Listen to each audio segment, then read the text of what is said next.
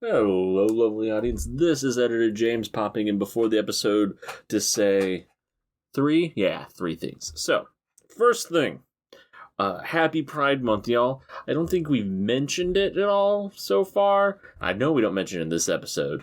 So happy Pride. I hope y'all are having a good time, good month, no matter how hard current climate makes that.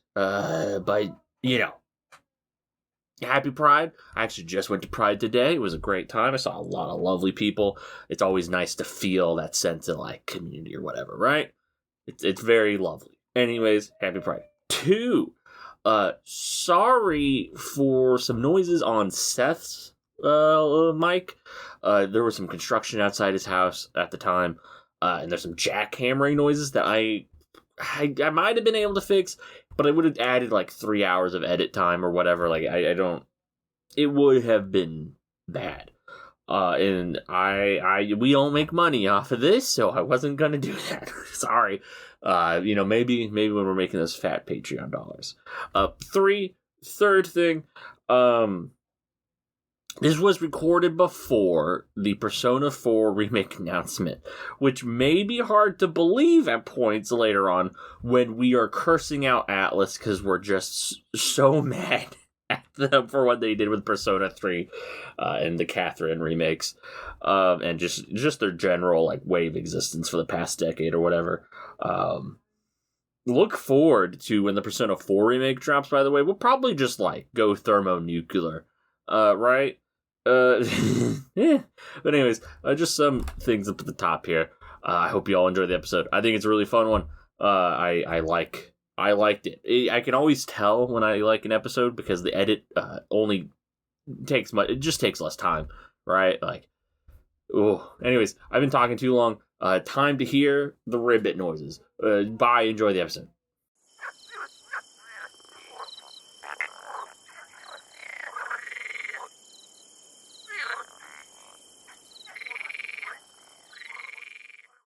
Hello everyone, welcome to the Bog Frog Book Pod.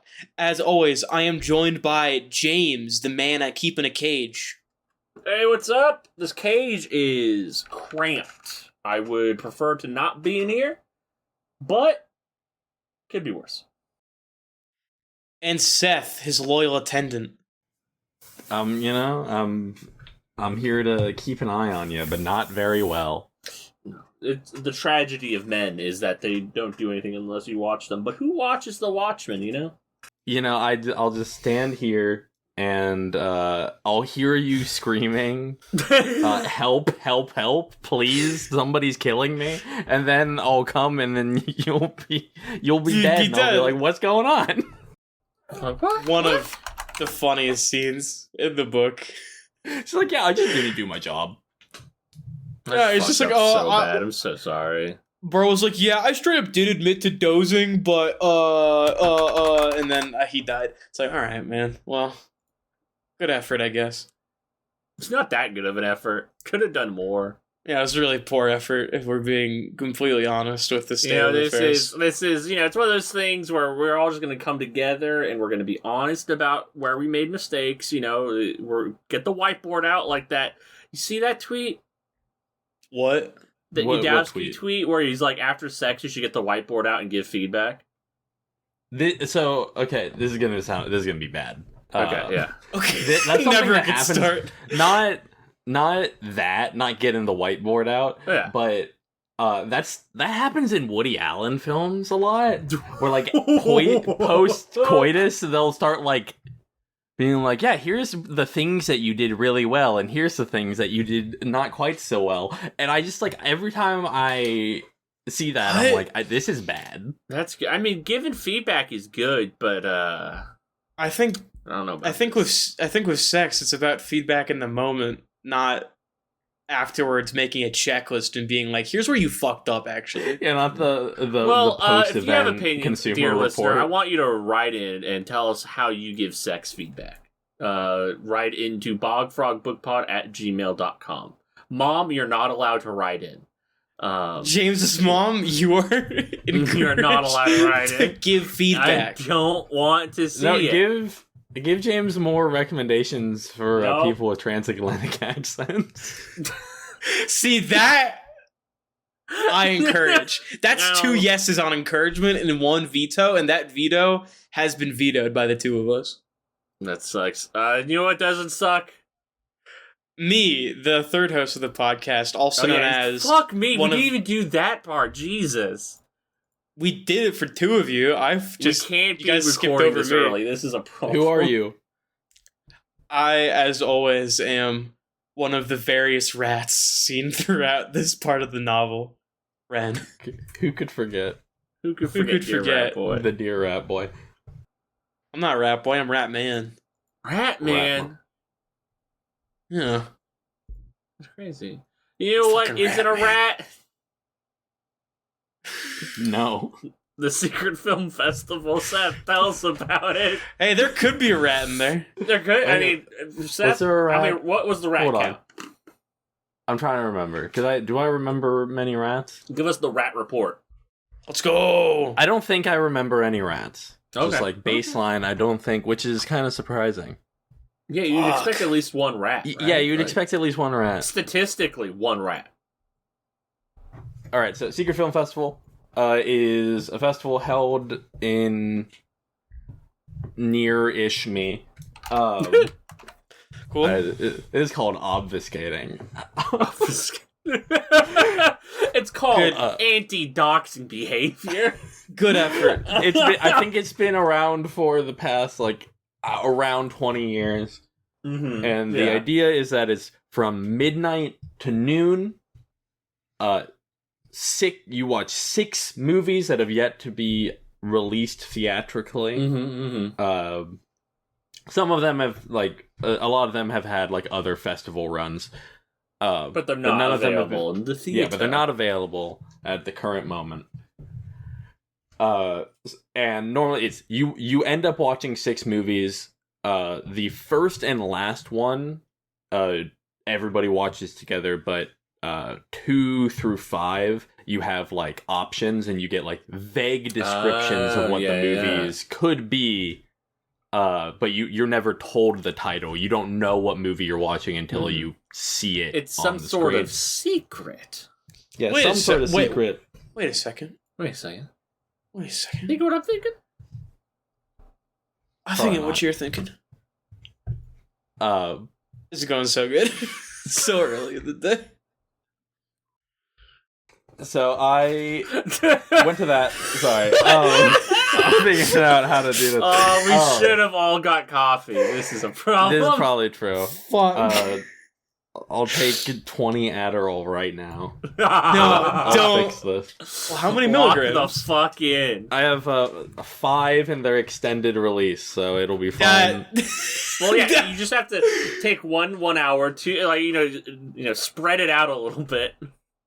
So 6 films. The first movie of the night was actually probably my favorite one out of all of the ones I saw. It was The Life of Chuck, the new Stephen King adaptation by Mike Flanagan.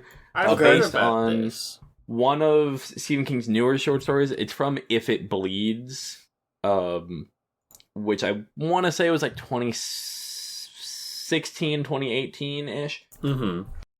Don't know for sure. I've never read the short story. It was 2020, bud.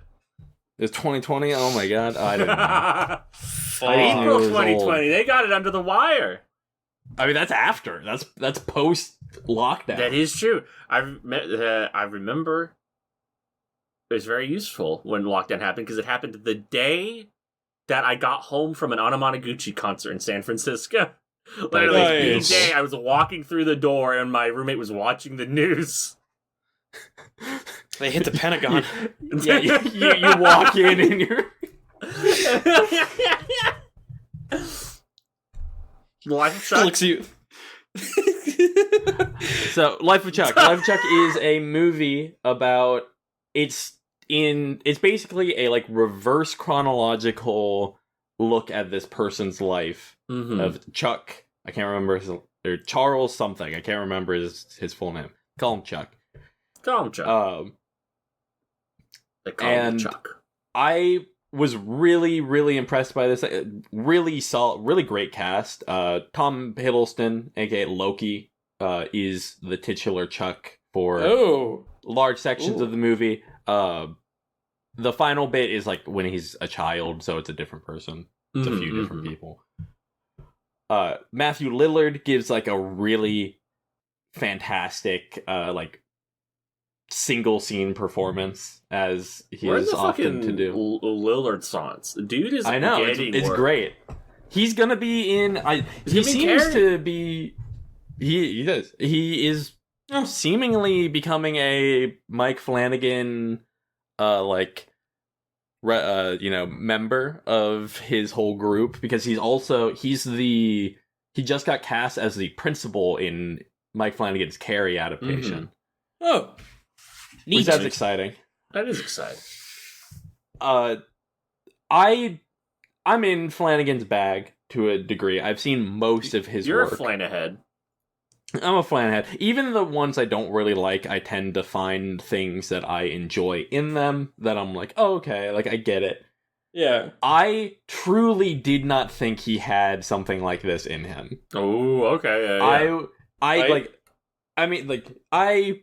understand. I do expect some people to like really not vibe with like this type of kind of schmaltzy vibe, but if you like, it's a Stephen King adaptation. You kind of know what you're getting into. Like, you know the vibe. If you hear, Stephen King kind of ruminating on life through like 3 different periods, like literally the end of somebody's life, the middle, and then the very beginning.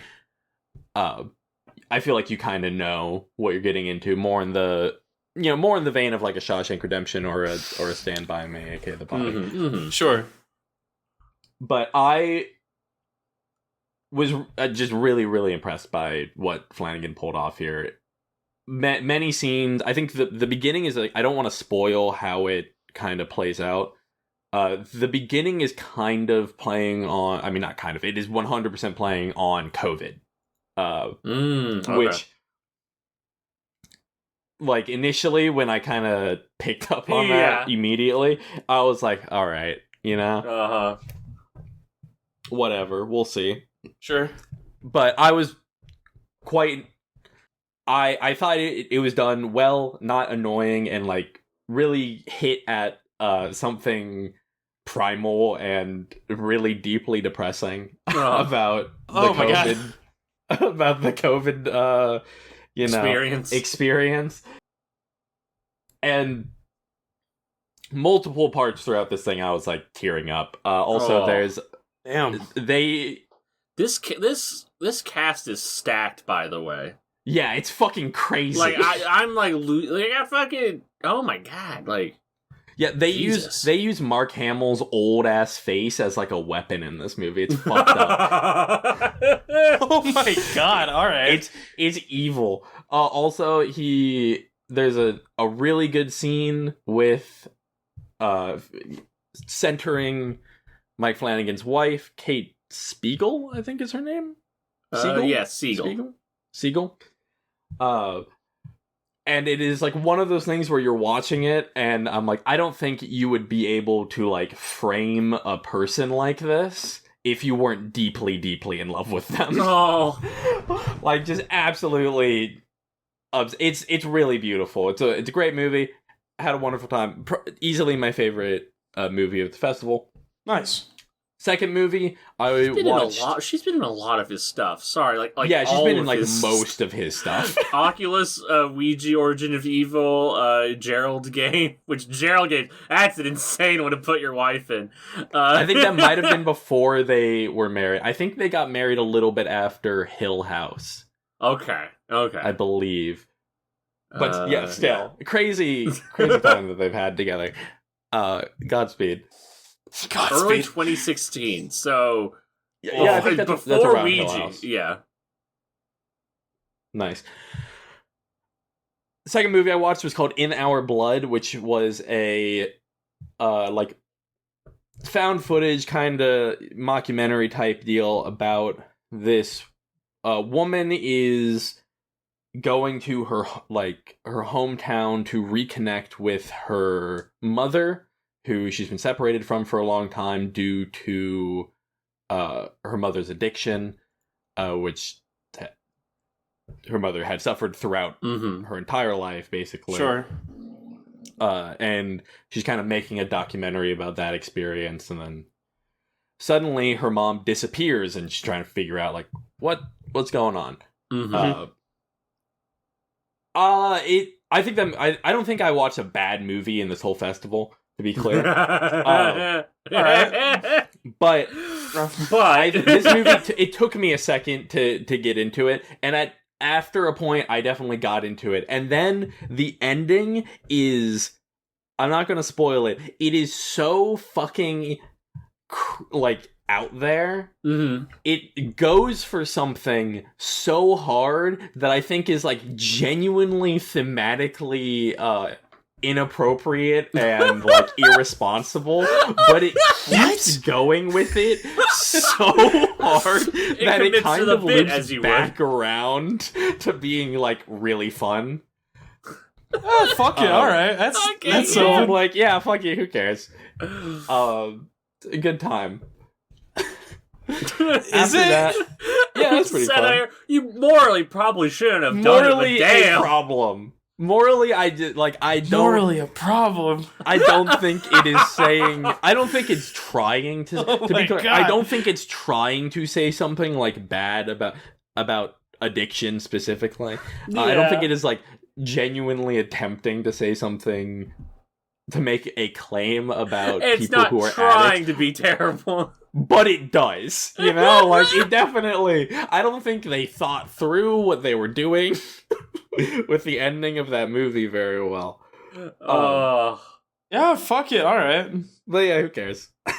Who fucking gives a shit? I mean, I kind of do with the way you fucking parsed it as morally irresponsible filmmaking, dude. Yeah, I just don't think it's. I don't think it's good. The type of, it's the type of movie that you should go to jail for, but props. Yeah, you know. Oh my God.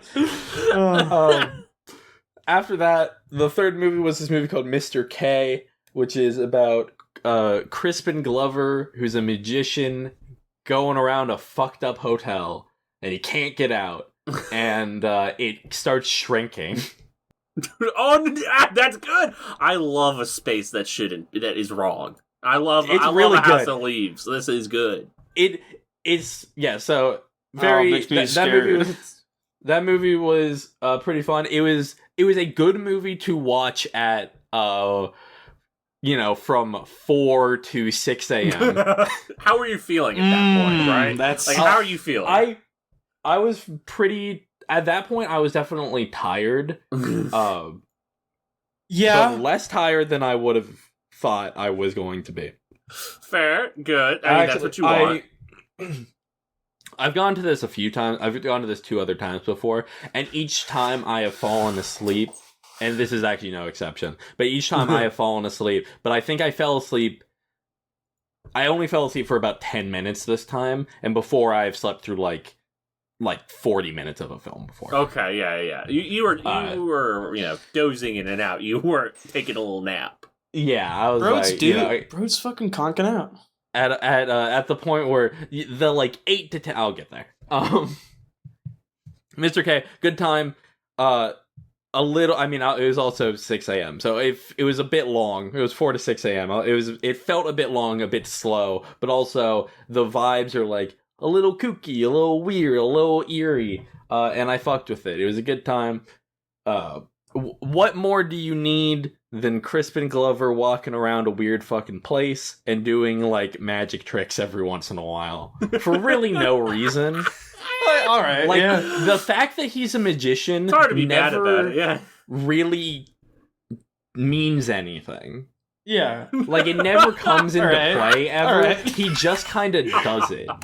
Which I think which makes me think that's something that he specifically. I was gonna say, is he a magician in real life? I don't know, seems important. but I wouldn't doubt it. Because that's the thing with like Neil Patrick Harris. Like he's like a hardcore magician. That's why like he does a lot of magician shit and like How I Met Your Mother, because he is a magician. He ran like the L.A. magician like club, That's like the secret club that you have to like. I was reading about this. You have to like invent a trick and then do it, and like have people not be able to know how to do it. Basically, like it's a whole fucking sick. thing. That's pretty cool. After Mr. K was what was after that? A movie called I Don't Understand You, which was do you guys know who Nick Kroll is? No. He I believe he's like the lead person in Big Mouth, the Netflix cartoon Big Mouth, which is like, you know, pretty damning. But yeah, he should also go to jail with those other guys we were talking about. Big Mouth is the our poll goat for me. I don't know if he's on Big I mean, Mouth. I don't know. He's also. I'm looking at this now. I don't think he's on Big Mouth. I don't know if I want to slander him. I think he Oh, voices there it is. Big Okay, Mouth. sorry. Big Mouth came out later than I expected. No, he is. Yeah, I'm like confident that he's 81 part of episodes. that. Also, whole co-creator, executive producer, and yeah, I writer. was say, like, I guess he's we got to doing throw him in thing. the clink. Yeah, he's also just a comedian in general. I believe he's friends with like John Mulaney and people like that. He's kind of in that zone. He's involved in the new Smurf movie, apparently. Wow, nothing exciting. Truly, that does not surprise. I Don't Understand You is a movie where Nick Kroll and another person who I don't remember, who I also believe is a comedian, this play one. a gay couple, where they are like going on a vacation and they're like about to adopt. They're like up for adoption. They're in the process of potentially getting the child. Yeah. They had an experience in the past where somebody pretended to like have a kid up for adoption, which is apparently that's like a thing that happens. That's like a real thing that could happen, is that people can just kind of pretend and like, I don't know. But they go on this thing and they accidentally end up it's kind of a comedy of errors where they accidentally end up in a situation where they could easily be framed for murder, and then they end up in a situation where they actually commit murder. Oh, good. That's good. Yeah. That's really good. Yeah, it's funny. It wasn't my favorite thing of the night, but it's like it's kind of like streaming service slop, but like but like a step in above. the higher echelon, I would say. Yeah, like this is something that somebody puts on like late at night. Theatrical release though. It is getting I believe all of these actually are maybe supposed to. it is. Yeah, it's getting theatrical. I believe all of these are in some variety. Cute. It was a cute movie. Enjoyed it well enough. Giggled a few times. Okay. Had a good time. This is the point where friend of the pod Mike stepped out. He was like, I need to go now. We have to kill him. He stayed through the first 4. We did not watch In Our Blood together. He went to go watch The Shrouds, because one of the hints for the second movie was the newest film by the director of Videodrome. And it's like, well, yeah. Yeah, fair. Which I think that's kind of funny because I mean, like, if you can get that, I would do the thing. But I saw that in theaters, which is why I didn't go to see it. I saw it at a theater. He loved it. That's a fucking movie. People were so mad about that movie. It was very good. Very good. When afterwards, when he was like announcing the next suite of movies, and he was like, yeah, if you were in that theater, you watched The Shrouds. Like, a large chunk of the theater booed. Oh my god! They were not happy with it. Whoa! Which makes sense if you've seen the movie. But also, that movie fucking rocks. Fuck yeah. After I Don't Understand You, I watched 40 Acres, which is a like post-apocalypse family versus cannibals movie. This is the one I fell asleep too, because it was one of the longer ones of the festival, and also it was 8 a.m. and I hadn't slept. So over like 2 weekends ago, I worked from 12 to 6:15 Oh my god, dude. Saturday. Dog. Went to the Secret Film Festival at midnight. I did not get to sleep. I could not fall asleep. Went to the Secret Film Festival at midnight. Did that from midnight to noon, and then I went back to work at 6 o'clock on Jesus Sunday. Christ, that. dude! Dude, why? You were movie it was a maxing. rough... You were living cinema. I spent... Out of 48 hours, I spent at least 24 in a theater. Did you shower in that time? I did shower. I showered after God. work, and then I showered after I got home from the festival because I felt gross for being alive for that long. 40 Acres was pretty cool. This is the one I fell asleep for. I fell asleep for about 10 minutes.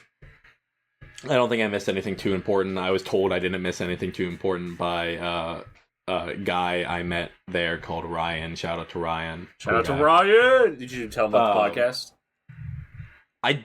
Did I?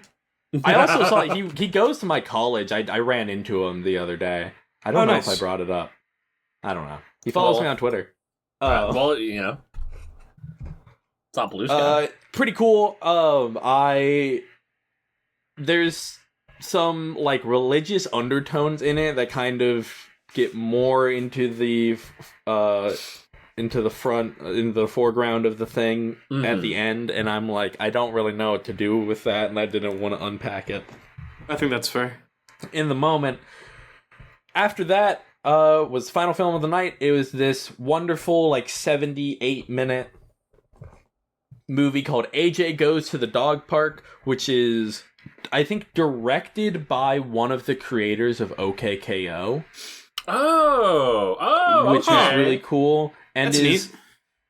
This is like a really fun... I mean, it's a low-budget comedy movie about a guy who wants to... He loves his simple life. And one of his favorite things in life is taking his dog to the dog park. His two dogs to the dog park. And his dog park gets replaced with a blog park, which is just a bunch of fucking computers where people are allowed to blog in the middle of the park. That's good. And no that dogs are allowed anymore. All right. It's good. I think you would... something, man. I think it reminds me a lot of... I mean, obviously, it reminds me a bit of, like, the Moturn movies and shit like that. The low-budget style. But it's more... It's a lot sillier than I think any of the Moturns get, which is kind of saying, like, it's more wild. It's more cartoony, I guess is the way to put it. Not necessarily like, it's very like joke a minute, like 100. You're just never not making a joke. No, it is live action. Okay. But they're very silly with it. Like they will, like there are two dogs that you see, but between shots, they'll just be replaced by like two plushes of dogs that they're obviously not even trying. And they're like, they'll throw those around all the time and like do a bunch of nonsense. I'm looking at some. There's very little of this movie on the internet, but I'm looking at what photos I could find. It's very funny. One of those things where even if you don't like a particular joke, yeah. Within the by the time you can even form that thought of disapproval, there has been 6 other jokes, and one of them you have found funny, at the very least. Very good. I'm excited for this one to become more available because it is very fun. It reminds me a lot of like Hundreds of Beavers in a way, where it's just kind of like constant. Obviously not as like Looney Tunes as that, but. Good. AJ Goes to the Dog Park. Good time. A really lovely film to end the night with, especially. Mm-hmm. Nice. Because it was really light, very fun, and incredibly short. Yeah, that's the type of chaser you want, right? Like just that's the real thing. All right, and that's it. My mission was completed. And speaking of of missions that in the moment may seem impossible. Ren, tell us about our good friend Ethan Hunt. Yeah, tell us about Ethan Hunt! That might be impossible. You two are big Mission Impossible fans. Seth is more of a Mission Impossible fan because I still haven't seen the latest one or the one before it. So Seth clears me on that. I have been hearing words from the two of you and various other friends about that these movies are actually good. Yeah. I was told as a youngin', it's like, no, it's kind of like slop. I'm like, okay, whatever. Yeah. Who cares? I wish that was slop. I wish this is what we got. I don't know how Bring to me back. Take me back. What do you mean? What's happened? Movies are bad now. The Marvel Universe. That's unfortunate. You couldn't pay a Robert Downey Jr. to jump from a plane. That's true. This is true. That first movie's fun. I watched the first movie last night. And I forgot to post it in the Discord server. Who was your favorite guy? He died immediately. Oh no, that's rough, buddy. You like any of those people? You like the guys you meet for like 5 minutes tops? I really love the introductory hacker guy where he's like, this is so and so. Yeah, he can hack dude, anything. That's fucking Otto. Is it? Yeah. What is his name? Why can't I remember right now? Emilio Estevez. It's Otto Repo Man. Oh shit, I didn't realize! I think you told me this before. Yeah, hasta lasagna, don't get it on ya. No wonder I liked him. He had a fun energy, and then he gets skewered. He gets obliterated. Just so horribly. It gets skewered in the elevator, and then Ethan is like, oh no! While he's making out with his coworker. Mission Impossible, for our listeners who don't know.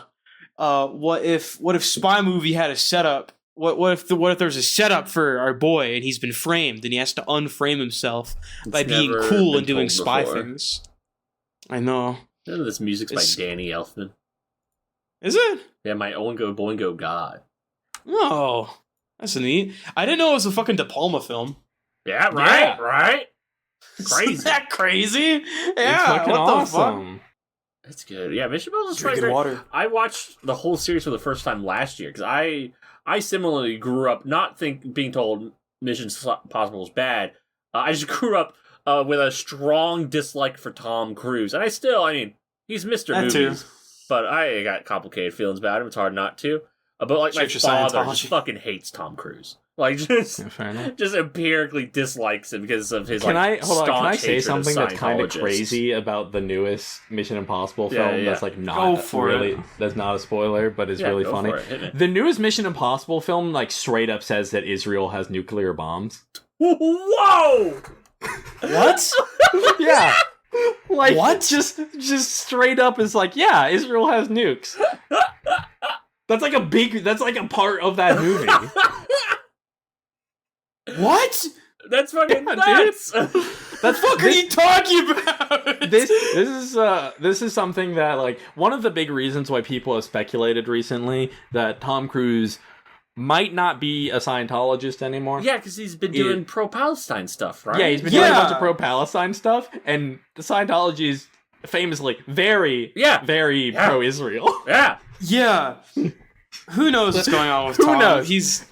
Maybe he's just Mr. Movies. Maybe he's just Mr. Movies now. Maybe he's left it all behind after he conquered cinema.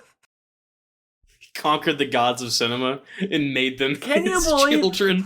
Not to make this the Tom Cruise cast, can you believe he's remaking that fucking Clint Eastwood movie? Which one? He's remaking, I watched it. I don't say like Fistful of Dollars or No, something. it's not one of like the really well-known ones. It was gonna be a Dirty Harry movie that got, I'm trying to find his fucking filmography on Wikipedia. God damn it. But it was going to be a Dirty Harry movie, but it got, reworked. It's just a Clint Eastwood movie now.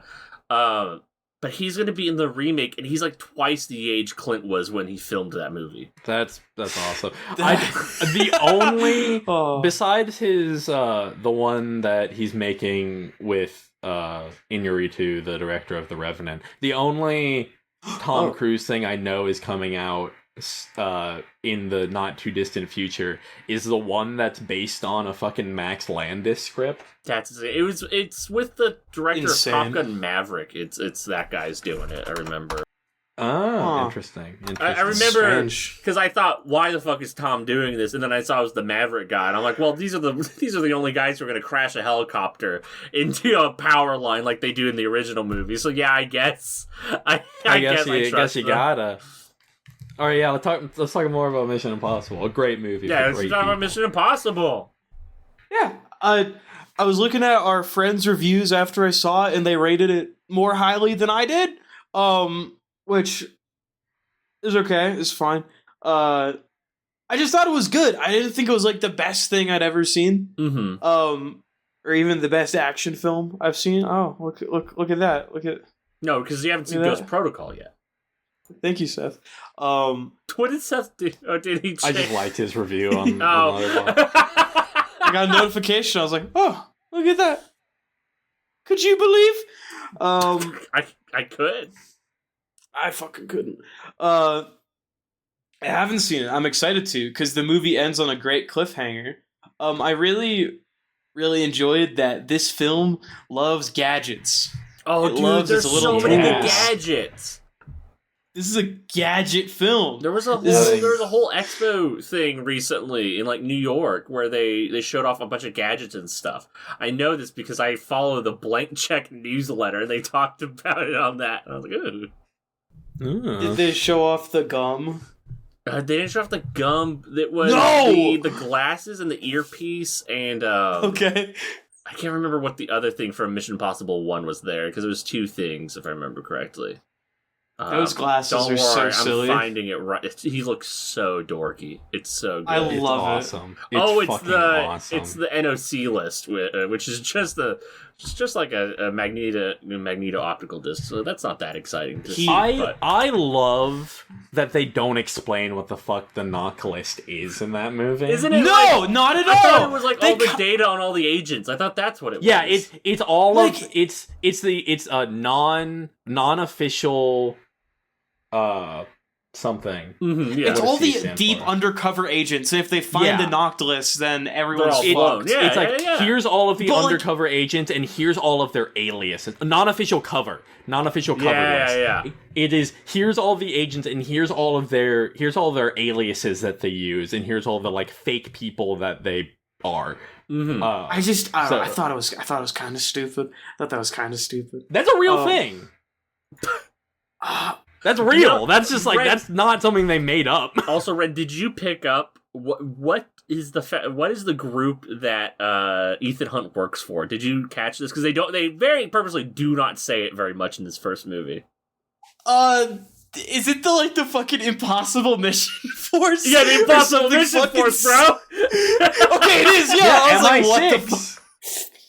MI6, the Impossible Mission Force. Yeah, dude. Yeah, I was here's a fun fact. Really the old man that's the bad guy in this movie is the guy who's the main character of the original Mission Impossible TV series. The character assassinate that guy. Yeah, that's crazy. Fans of the TV show were apparently just absolutely fucking furious when that movie came out, which is so funny. Can you imagine if in like 40 years they made like the Twin Peaks movie and just had some random fuck play Dale Cooper who is killing women?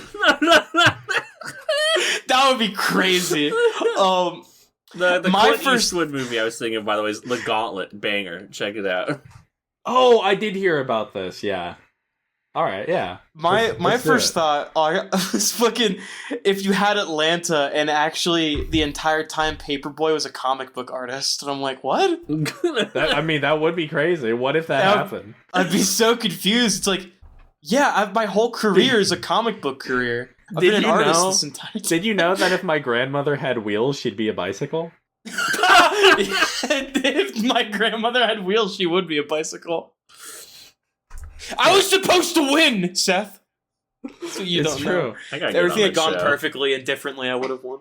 Anyway. Good movie. Good I'm excited movie. for you to Alright. watch those other ones. I'm gonna probably start, like, either tonight or tomorrow. Actually, no, I'm going to see Friendship tonight. Mission Impossible 2 is gonna blow your. Oh, I gotta see Friendship. Mission Impossible 2 is gonna blow your dick off. Have you ever seen a John Woo film?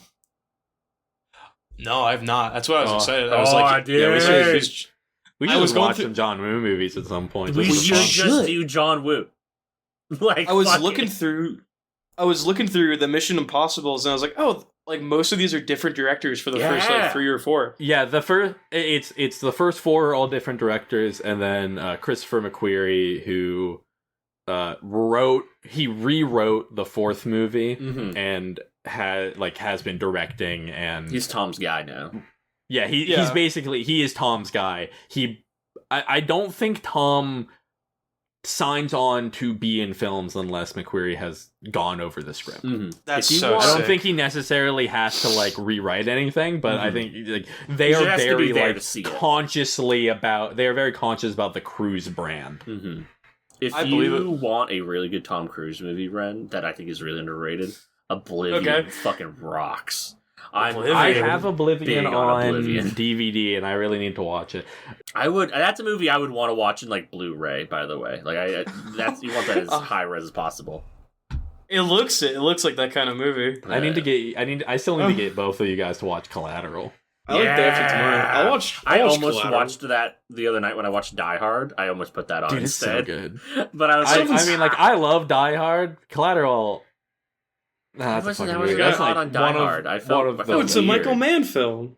Yeah, Yeah. Collateral's fucking. I mean, I think Die Hard's basically like, you know, Oh. what more could I want in a movie? Really, it's fine. I've got some information to drop to you. Oh yeah, what's up? But Collateral is Oh. perfect. I've never Yeah, what? seen Die Hard. Yeah, You I should- hadn't you should seen watch it Die Hard. until the other night. Yeah, same. He's got, you know, just throw It's it on. fine. I'll It's put it on. good. I wasn't mad about it. You're It's- never going to be mad about it. That's the Die Hard special. Yeah, It's one of those things. I was told. Did as you a kid, Kevin like, Smith in it's a that fourth Christmas one? film. I do because he talks Oh, is about he? it on the Blank Check episode. It is a Christmas film. Like, Literally, Okay, yeah. is it just proper? Yeah, it's set. In it a ends. Christmas It party. ends with it's set during Christmas. It ends on a Christmas song. Yeah, it ends with a Christmas song. Like, yeah, it's just It's a about Christmas movie. reconnecting Also- with family. Is this fucking? Is that fucking Seth Rogen you sent earlier? No, oh no, that's What? AJ from AJ. Yeah, from AJ Goes to Dark I Park. just That's I when saw he's- that picture and it was so funny to me. I had to send it. That's when he is. He's the mayor. because the needs mayor? To, All right. I didn't get to explain more what that movie's about, but yeah, that's a good movie. We'll watch it. Yeah, I at won't some watch point, that, whenever dude. it It's becomes really good. available. We'll watch films. We'll watch movies. Any more Mission Impossible thoughts, Ren? I'll watch the second and third one pretty soon. Yeah, third one is weird. Not very good, but I really All like right. watching. I bring this up every time. I fucking love seeing Tom Cruise in a suburban setting because it's like watching a movie and a wolf is there and nobody's talking about the wolf. Like it's not right. He should not be there, and it's really uncomfortable. I'm like scared for the people around him. It's really good. Hilarious. It's definitely not what you're supposed to be feeling when you're watching that movie. though. It's Mission Impossible 3 is Bizarre. bizarre. It is a 9/11 strange happened. movie. Did you It is know about that? also what? So What? 9/11 happened. Did you know about that? Because Yeah, you guys some Yes, shit you're in the right. movie. fucking 9/11. 9/11. Speaking of bro. 9/11, fucking um, 9/11. fucking 9/11. Speaking of 9/11, tell us about spending time in the desert. Yeah, come on, James. Got him Spend with it. time. So life update for me. I recently took in a cat, right? And I've quickly fallen in love with this cat. Yeah, Gooner. So there's that. That happened, right? I wanted to spend. His name That's is not his Duster. name. His name is Duster. How dare you?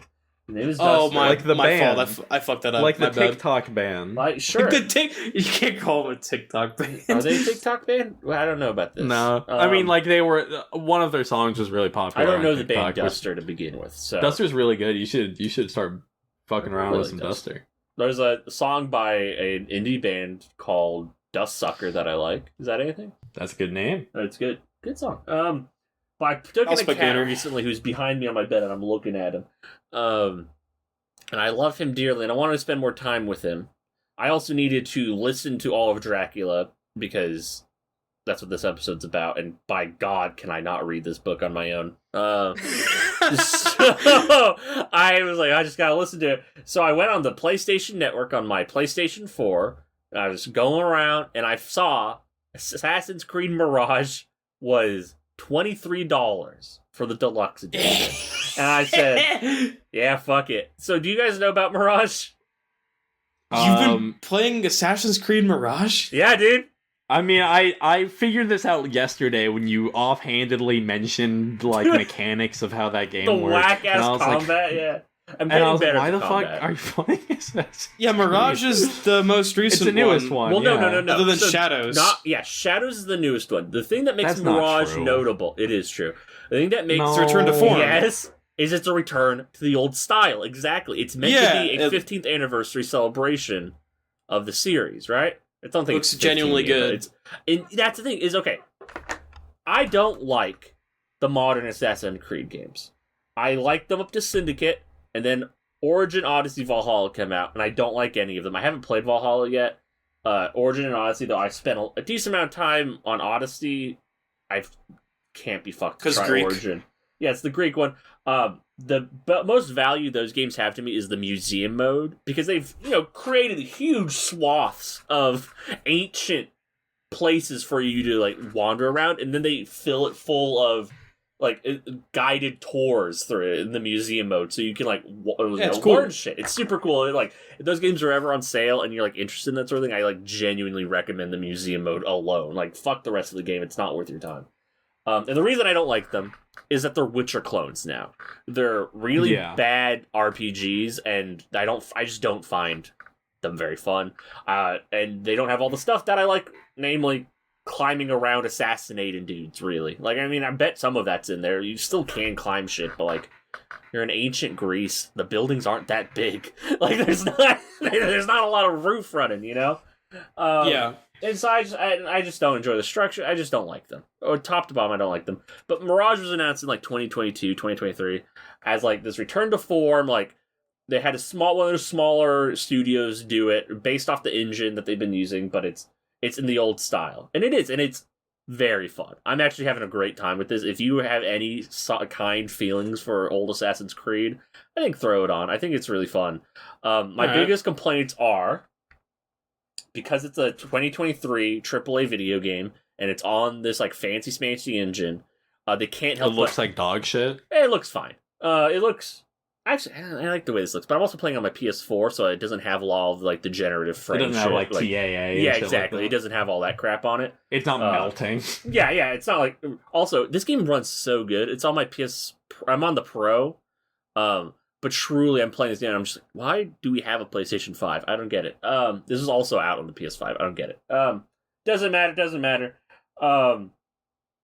But my main problem is it's a modern AAA video game on this big fancy engine, so they can't help but clutter the place with crap. Like, there's just things everywhere, which is a problem when you need to climb up a wall really fast. It can be difficult sometimes to know where you can and can't climb. Sometimes things are just like in your way. And also, the studio that made this is, it's Ubisoft, but it's one of their, again, smaller studios who have not worked on an Assassin's Creed game before. This isn't a Montreal project, which they're like the Assassin's Creed studio. And you can feel that in the replication of, again, free running feels mostly all right, but there's some stuff where it's not as fluid as it used to be. And, like, very specifically, the assassinations don't feel very good, which just sounds like a bigger problem than it is. What the fuck? It works. Yeah, what the it's fuck, not terrible, dude? but like, you played, like, I played Revelations was the one I played a lot of.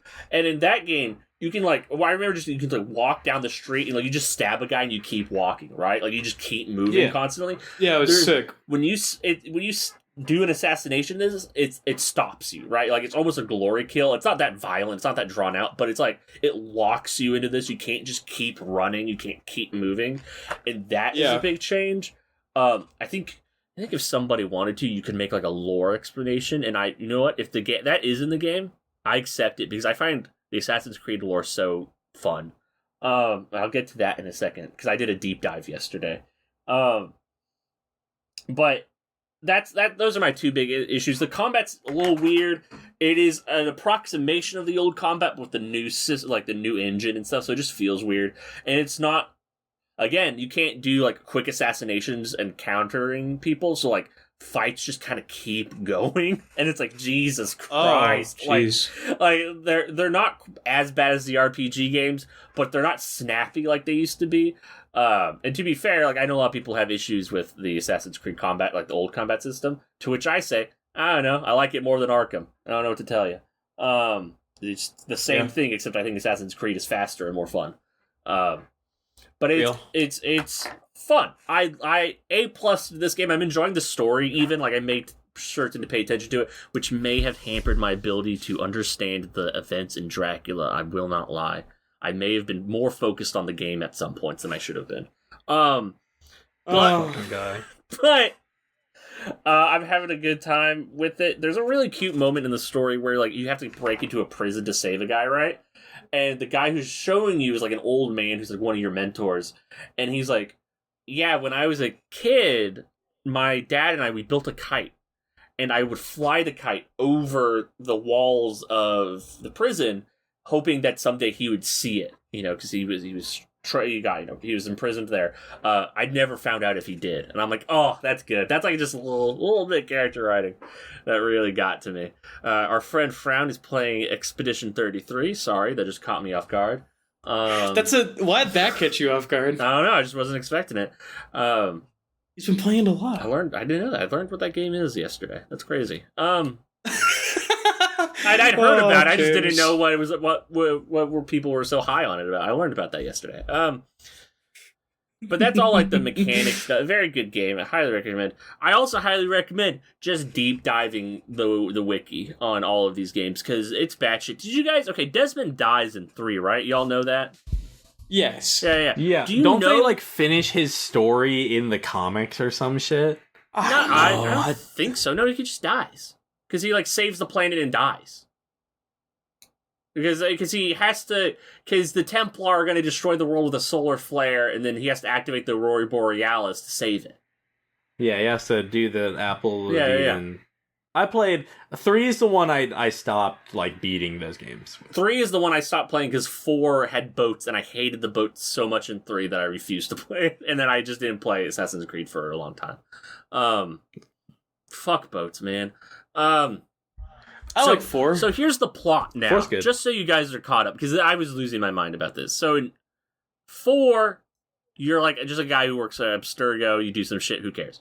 In Unity and Syndicate, you are a gamer, because Abstergo has started selling Desmond's DNA memories as games for people to play.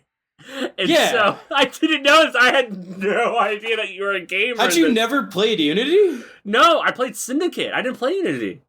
Right. Okay. Unity is my, and also, Jesus Christ, playing Syndicate. There's like story moments in that, on the like the real world sections. I was so baffled by them. I was so fucking confused, dude. I was like, why is there a drone? Why are things happening? Fuck. But no, I never played Unity. So you're gamers in that one. And then so throughout that there's sages. Y'all know about sages? Yeah. Why do you Ren, why do you know so much about Assassin's Creed 4? I can explain after you do your thing. So for the people who don't know, sages are people with precursor DNA in them still. And like they're being contacted by Juno, the evil Inu. Who is the precursors, who is trying to resurrect herself to like conquer the world, I guess. I don't know if I can know. And it's like she's not really working with the Templars or assassins, she's just working with whoever is helping her at the moment. Anyways, her like the sages are all those people trying to, help her. Like fucking Desmond and shit. Yeah, well, was Desmond a sage? Wasn't he? No, I don't, because he doesn't have he doesn't have precursor DNA, does he? Because it's just that his family's a long line of assassins. Isn't part of it that assassins have precursor DNA? No, I don't think so. Isn't that part of their, like, superpower? No, they're just, like, people who, like, they're, like, libertarians. Well, yeah, that's complicated. That's complicated. They're just, like, murderous libertarians.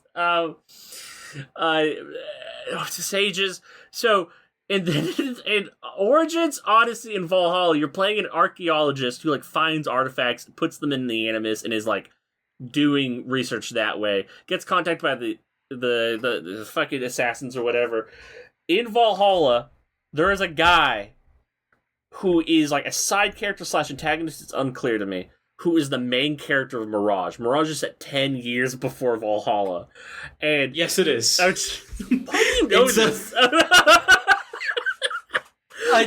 We're gonna get to it. Hey, this is all shit I learned yesterday. I had no idea about any of this. His whole fucking shit is insane. Yeah, this is the fucking thing. In Valhalla, at the end, you go to like a VR storage chamber that the precursors have built, and he like exits it. Like you free him, and he's in the modern day. And so Mirage is them being like, okay, we have to figure out what the fuck this guy's deal is. And they're like, you're playing through the game to find out what his deal is. And also, his deal is insane. He's also, because he's also a sage, and he specifically, Loki is what I've been seeing on the wiki. Fucking Loki. I don't know what to do with that at all. You know.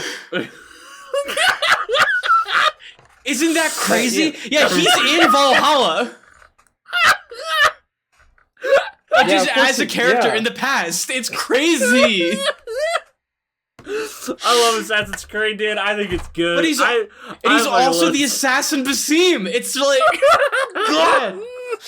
Oh, there's stuff going on in there. I think, like, I was talking to my roommate and my partner about this yesterday. It's way too much. I think Assassin's Creed is fucking brave, dude. Like, on a story level. Can you I mean, I can't imagine, because I had this experience of playing one of these games and not knowing what the meta plot was and losing my fucking mind, because it's baffling. There's no way you can get into this from, like, just like, I'm gonna play Mirage, and it's fucking Desmond's dad, like, I thought I'd never tell you this story. And, like, things are I'm like, what? What? Okay, do I have to... This is a guy I should know? I guess I have to look him up. Baffling. I'm all in on it. I'm contemplating doing a playthrough of the series. I don't think I'll do this, but like I really want. But specifically, I want to do a playthrough because this is the thing Assassin's Creed lets you do, and I think all of the games you can turn off the HUD, right? So you can just like strip out all of the HUD and just play the game without any of that. And I think that'd be really fun. I think I really want to do that, and then like add a challenge to each game after the first one because I've never played the first one either. Okay. But yeah, I'm liking two more bits, and then Ren, I want you to confess. One, this game is pre-Ezio Auditore, which means there's a scene because you meet your guy before he's an assassin. Oh god, my computer screen locked. They're okay. Don't do recording that. is fine. We're okay. It's pre-Ezio Auditore, which means that there's a scene, because again, you meet your guy before he's an assassin, where you have to cut off your own finger to use the hidden blade. I got so excited. You press R1. So you press R1 R1 cool. to cut off your own finger. I was so happy. Fucking cool. And then two, the thing that I've found funny about Assassin's Creed for years at this point is the robe, like the white robe imagery persisting throughout, like backwards and forwards from Assassin's Creed, because like the in-game reason as to like why he wears those robes, Altair wears those robes in the first game is like you're pretending to be a missionary. Like, you're meant to be, like, blending in with the local missionaries. Yeah. But they just keep doing it. And now, because they've gone back in time, the Origins person is also wearing the white robes in fucking ancient Egypt.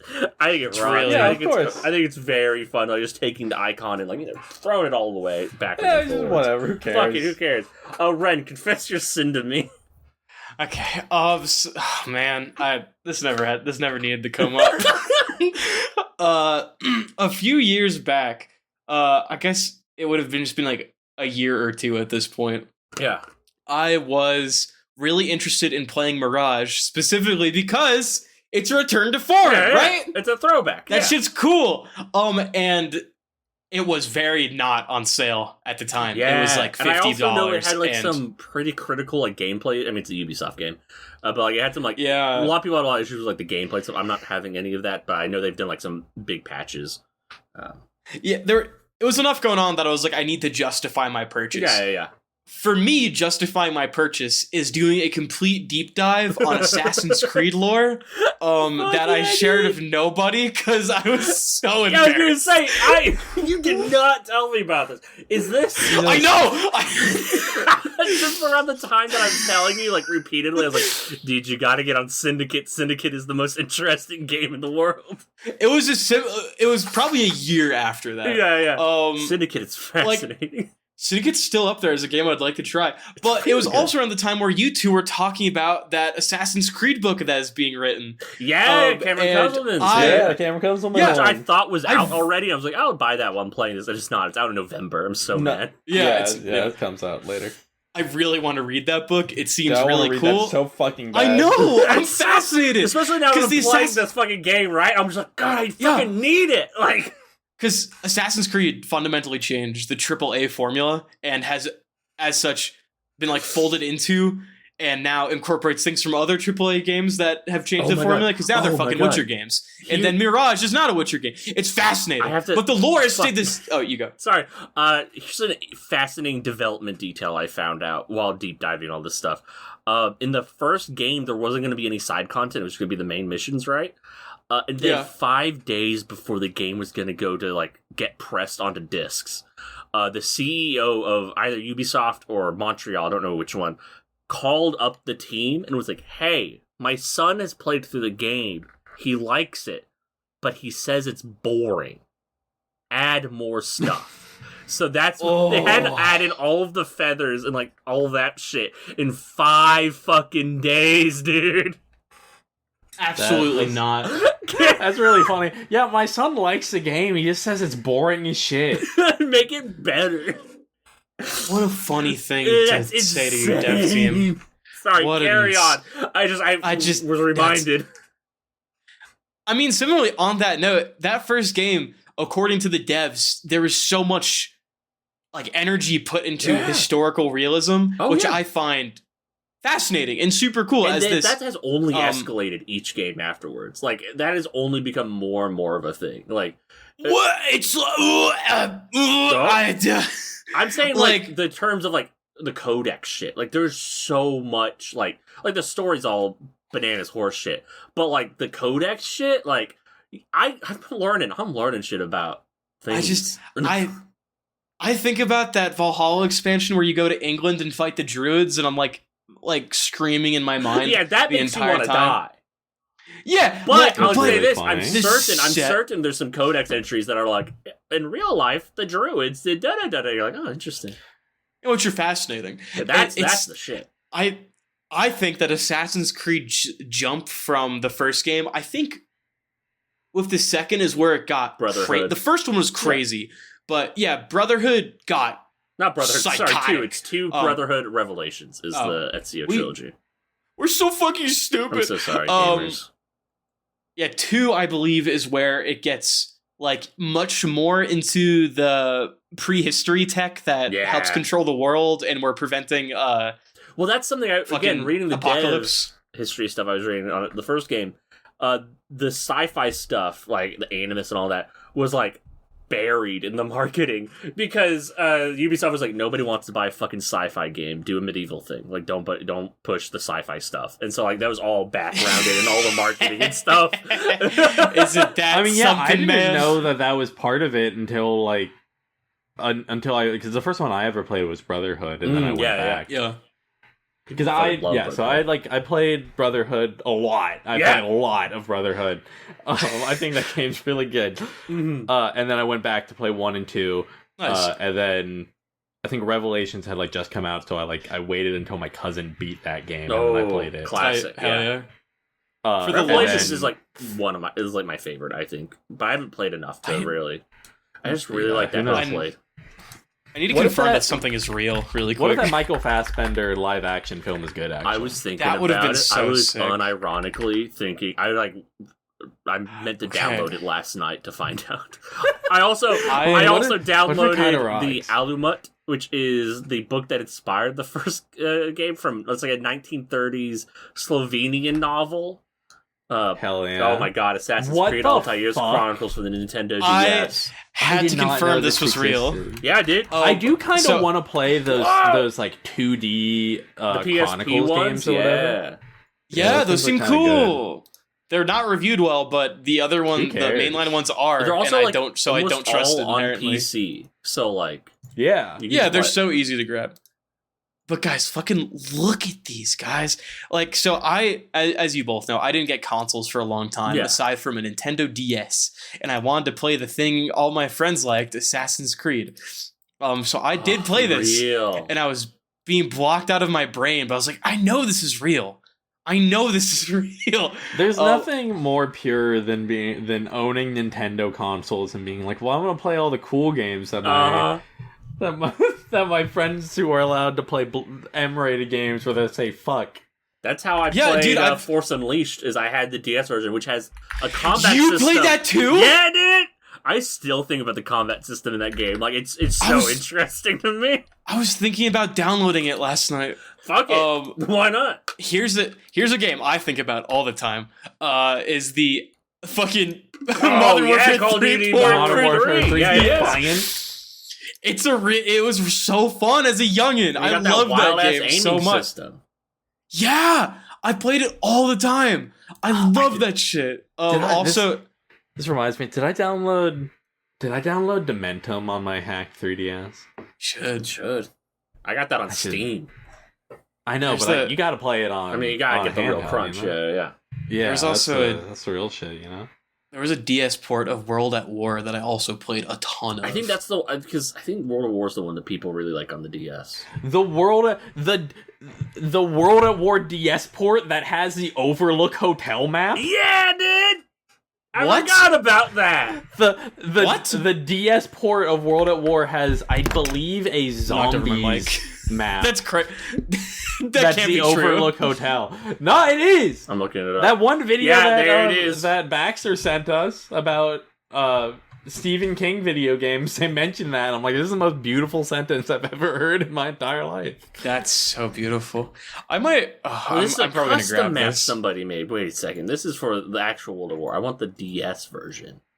Yeah, find the DS. I'm probably gonna download either this or Modern Warfare 3 and feel something from my childhood. I have plans to replay Force Unleashed for the DS because I replayed that ad nauseum as a youngin'.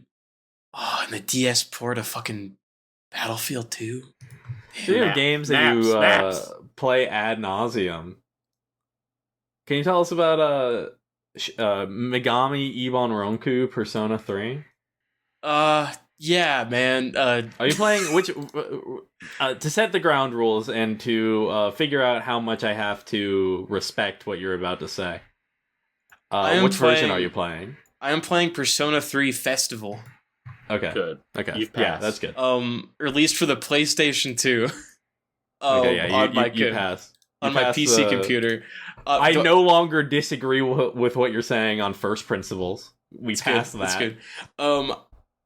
I come from a life of having played through Persona 4 twice or Persona 4 Golden twice and grudgingly playing through Persona 5 once. Begrudgingly playing a 120-hour RPG. Yeah, it took 2 years, but I did it. I did it.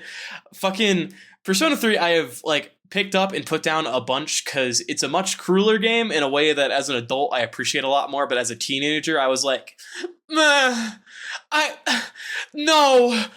And I have now a correction. don't. Sorry to interrupt. Sure. It's Black Ops for the DS. That has Black it. Ops. Okay. Yeah. Posting There you the wiki. Fuck yeah. I got a screenshot. That is just wanna actually look not a at it really screenshot. It's a quick. I photo just wanna- of the screen. Oh somebody took. man. Oh, that's beautiful. That's what it's God, about. that's so Oh. good. That's what art's about. I'm gonna cry. I really like that on the wiki as well because it specifies a player with a Remington 870 on the outside, and it does link to the Remington, so you can look at it on the wiki if you want. Oh, thank God. The name Overlook is believed to be a reference to the Overlook Hotel from the popular 1980 film The Shining. Not the book. Not the novel. Not the novel. Not the novel. Believed to be. Right, believed, yes. Believed. Persona 3, this time. Yeah, scared. I'm sorry. So I just got distracted by a tweet. Sorry. Apparently, Snoop Dogg's joint rolling skills have made him a sushi master. Oh, that's nice. This is true. That makes sense. That makes sense to me. Yeah, isn't that something? Persona 3 Festival has been a very fun actually getting into and fully going. Would you not call it Persona 3 Festival? I just didn't know Fez was for festival. Yeah, it's a festival. Fez is your celebration of the game. Oh. Yeah. That makes sense. Well, Yeah, celebration cool. of life, in a way. In a way. Oh man. Well, yeah, because that's where the answer came out. Yeah. I've seen the movies. I liked the movies a lot when I was in high school. And I've, for a long time, been telling myself I need to play this motherfucking game. Like 2 years ago, I was like, maybe I should play this with the fucking I get to choose combat mod. Mm-hmm. The wrong way and then to I was play like, yeah, then I was like, I don't know. The game's not built around that. I'm good. And I think that game would be so fucking easy if you could do that. Oh, yeah. Not that it's necessarily hard, but like it's difficult. I'm also big it's on like the, it's harder. Also big on the like you can't pick your players' moves because you're supposed to feel isolated. Like you don't control these people because you don't know them. Like you are an independent person, and these are like people you're working with, but they're not your friends. They're not your brain slugs. Some of them are your friends. Some of them are not your friends. It's like these are coworkers. Sometimes they have, like you were saying, Ren. We were talking about this. Sometimes they have to fucking study. Like they're still. They have to study. It's crazy. It's so good. What a damn game! I'll beat it someday. What? I do kind of think Persona 3 like a perfectly designed game. Yeah, 100%. I think it might. This is. I don't know if I believe this yet, but I'm starting to. It might be the only good. Like. Not Dang. only good. It's like only good game out of like the ones that are now like the Persona games because no one wants to look at 1 and 2 because they're cool and people hate they're also cool not things. super available. I'm mad about it, but also like I don't know. Two especially is kind of a pain because it's split, it's bifurcated like that. Well, yeah, 2 split, but now the PSP you can just play the PSP version of both, and PSP emulation is so fucking easy. Yeah, it's so easy. Hopefully we get to a point where every Persona game is remade and worse. That would be crazy. Awesome, guys? I would be normal about it. I would not come onto this podcast and like you're gonna hear me actually the Persona 4 remake section of this we're gonna kill someone is going to be the worst thing that has ever happened. Might have to the Persona 3 remake section right now is about to be bad. Like I wanted to play Persona 3 and I once again, as I do, go on the Steam page and I looked at remake or reload and I was just like, fucking why? Yeah. Like, do you think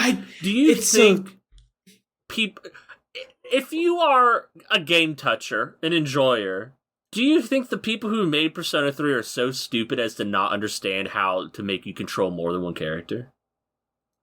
Like, it's a choice. It's a fucking choice that it was made. It's a game choice they made, and I think it's important. People who play Persona games seem to think... People who, like, only play Persona games because, other RPGs are gross and stupid. Yeah, of course. That's true. Yeah. That is true. Seem to really think that Persona is, like, the cutting edge of the RPG medium. It was. Maybe. It does. It I don't know. does, like, it's Dragon a really Quest. important piece. Yeah, but it's not like... I don't think any Persona game has ever been like, here is the peak of the thing. Yeah. Here's like the best example of gameplay. Here's the best example of... I don't know. Persona 3 is really good. Persona 3 is like a perfectly designed on like a mechanical level, I think. Like in terms of like complexity and like pushing the form of like turn-based combat. Sure. I agree. I think narratively Persona 3 is like Good God. What a beast. Yeah. Like, I I think all of these systems of Persona 3 like work together perfectly and like yeah, they work. as like a cohesive object. It's great. It is like more than the sum of its parts. Like yes. That's like the. But also, like, somebody recently in one of the servers that two of us are in, but one of us left. Yeah, somebody was like, yeah, I don't know, like, it just was playing Persona 3 and said something about, like, yeah, dungeon crawling has come a long way. And it's like, I don't think Persona 3 was ever considered the peak of the dungeon crawl. No, it's... I don't even know if it's ever been considered. Diablo 2 came out in like 98. Like, I don't know what to tell you. It's not even the peak of like Atlas dungeon crawler at the time. I don't think. No. SMT's over here doing shit. Like, come on. Yeah, SMT Nocturne has better dungeons than fucking. Than Tartarus. Tartarus. It's good. It's Tartarus is really bad. Tartarus is really bad. Tartarus is like, but again, kind of works thematically. It works. It's kind of works. Which is a fucked up thing. It's not good, but it works, and that's how I feel about so much of this game. Is that it's art, and that the streamlining, the handling of fucking old art, even by the same people, has been so mishandled and poorly done that you have a lesser product that fails to grasp the meaning of the art. Sometimes friction is not your enemy. Friction is the art. It is the product. It is the art. Like, right? Like, that is the thing. Fucking people, if I want to call them, that do not understand. The friction is the point. That's the stickiness. That's the gameplay. That's what keeps you going. That's what gets you thinking, is that you're rubbing up against all these rough edges and you can't. You have to do it, and that keeps you doing it. Like, come on. Jesus. I don't think I go as hard on this as and I think partially Hebe, friend of the pod. Hebe is Hebe is a radical. Like even. Yeah, I mean I do think Hebe obviously not a huge fan of remakes in general. But I do I have started to agree with its take that quality of life is a dog whistle. Yeah, dude! Like, oh man, there's a whole... You guys wouldn't have seen this, but there's a whole genre of Terraria videos making fun of quality of life mods. Like, there's like several videos of people being like, yeah, I took every quality of life mod in, and now I'm not playing the game anymore. Because, like, the things that you're removing is the point. That's the game. Like... Yeah, that's the thing. You're playing the game to have some pushback, you know? Yes. Like, I'm... Yes. I mean, that's how I feel about motherfucking, Minecraft? Oh God, That's how I feel about Minecraft. No, not Minecraft. Fucking Monster Hunter. Oh, yeah, where, 100%, yeah. A deeply frictional experience. Yeah, I think, like, Wilds at some parts takes it to an extreme of, like, removing the friction, but also we did just get a new Gore Magala who's absurd. There was a point you that's why people are... last episode that I think it was last episode, that was really good. I actually really liked it. You were talking about the Gathering Quest and how they've taken that out, but it was really useful for giving a sense of space, of making letting it you an learn the environment map you're before you familiar have to with. fight anybody. You learn. And I was really thinking about that because I've been watching Psychic, friend of the pod, play Frontiers. Is that the one? Yes, he's been playing. And watching them play it in like the strategic way that Psychic will pop out of a map area to like do something else is very interesting. Because I don't play these games. I'm so far out of like how Monster Hunter works that like these very novel ideas are like interesting to me, or not novel, very basic ideas. Yeah, it's like that thing is like popping up, but it's like, well, why would you know that entrance is there without like because Psychic isn't looking around the arena. Like Psychic knows I have to go back there. You know, like I find it interesting, and that got me thinking when you said that it's a frictional thing that is not there anymore. There's no longer that map sense. People don't have a sense of the environment like they used to. It's a very different. Yeah, which is. I like both experiences. I love New Monster Hunter because it's this fucked up fast action game. At least in relevance to older Monster Hunter, which is this slow, methodical madness. It's a very different, streamlined experience. And I think in that, something key has been lost to the original identity of Monster Hunter as this deeply, deeply frictional experience where you're truly fighting against the environment and your own skill level to get anything done. Mm-hmm. and now the end game content is legit more damage, more health, which, like, fine, understandable. It requires better mastery of these strange mechanics, but something's still lost. It's a flat. And I think there's something to be said about that. Yeah. And then something is just taken out back and shot with Persona 3 Reload. Leland just is like, yeah, fuck all that. I want these dumb babies to play the least frictional thing. I want all these characters looking greased. Like, fuck you. Like, what? Like, okay. Like, $70. $70, please and thank you. Fuck yes, you. we did Fuck reuse you. a lot of the internal code, so, like, there's a lot less work done it.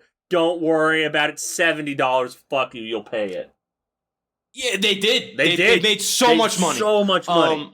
I hate it. And it's so sad. To me, it's so sad. Yeah. We could just... Persona 3, the base game that I am playing, that has been unfolding to me, I've put about 10 hours into it. This game is beautiful, and it's saying something even, like... I know how this ends. I've seen the movies. And that makes it even more upsetting.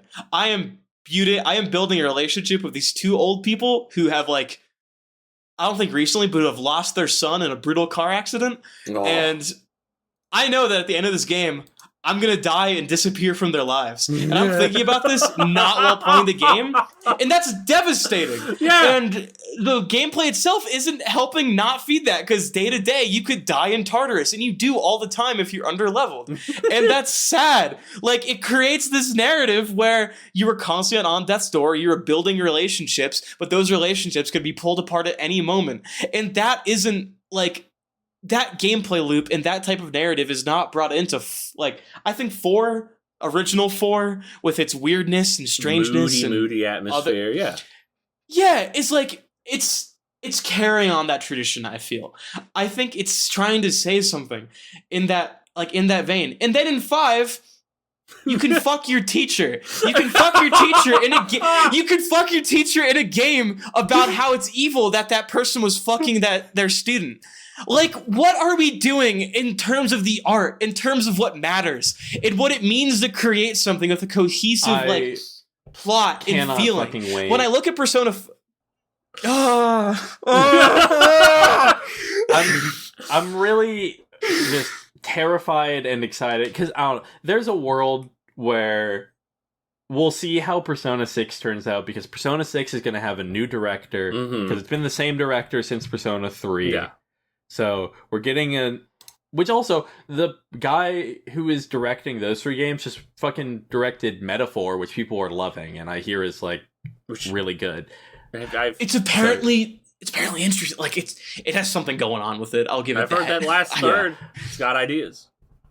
I got my Tensei 6, I guess. Yeah, but Persona 6 has a new director. I know the director is the person who did the third semester stuff in Persona 5 Royal, which I hear is some of the best stuff in a long time. Yeah, people love that stuff. It's good.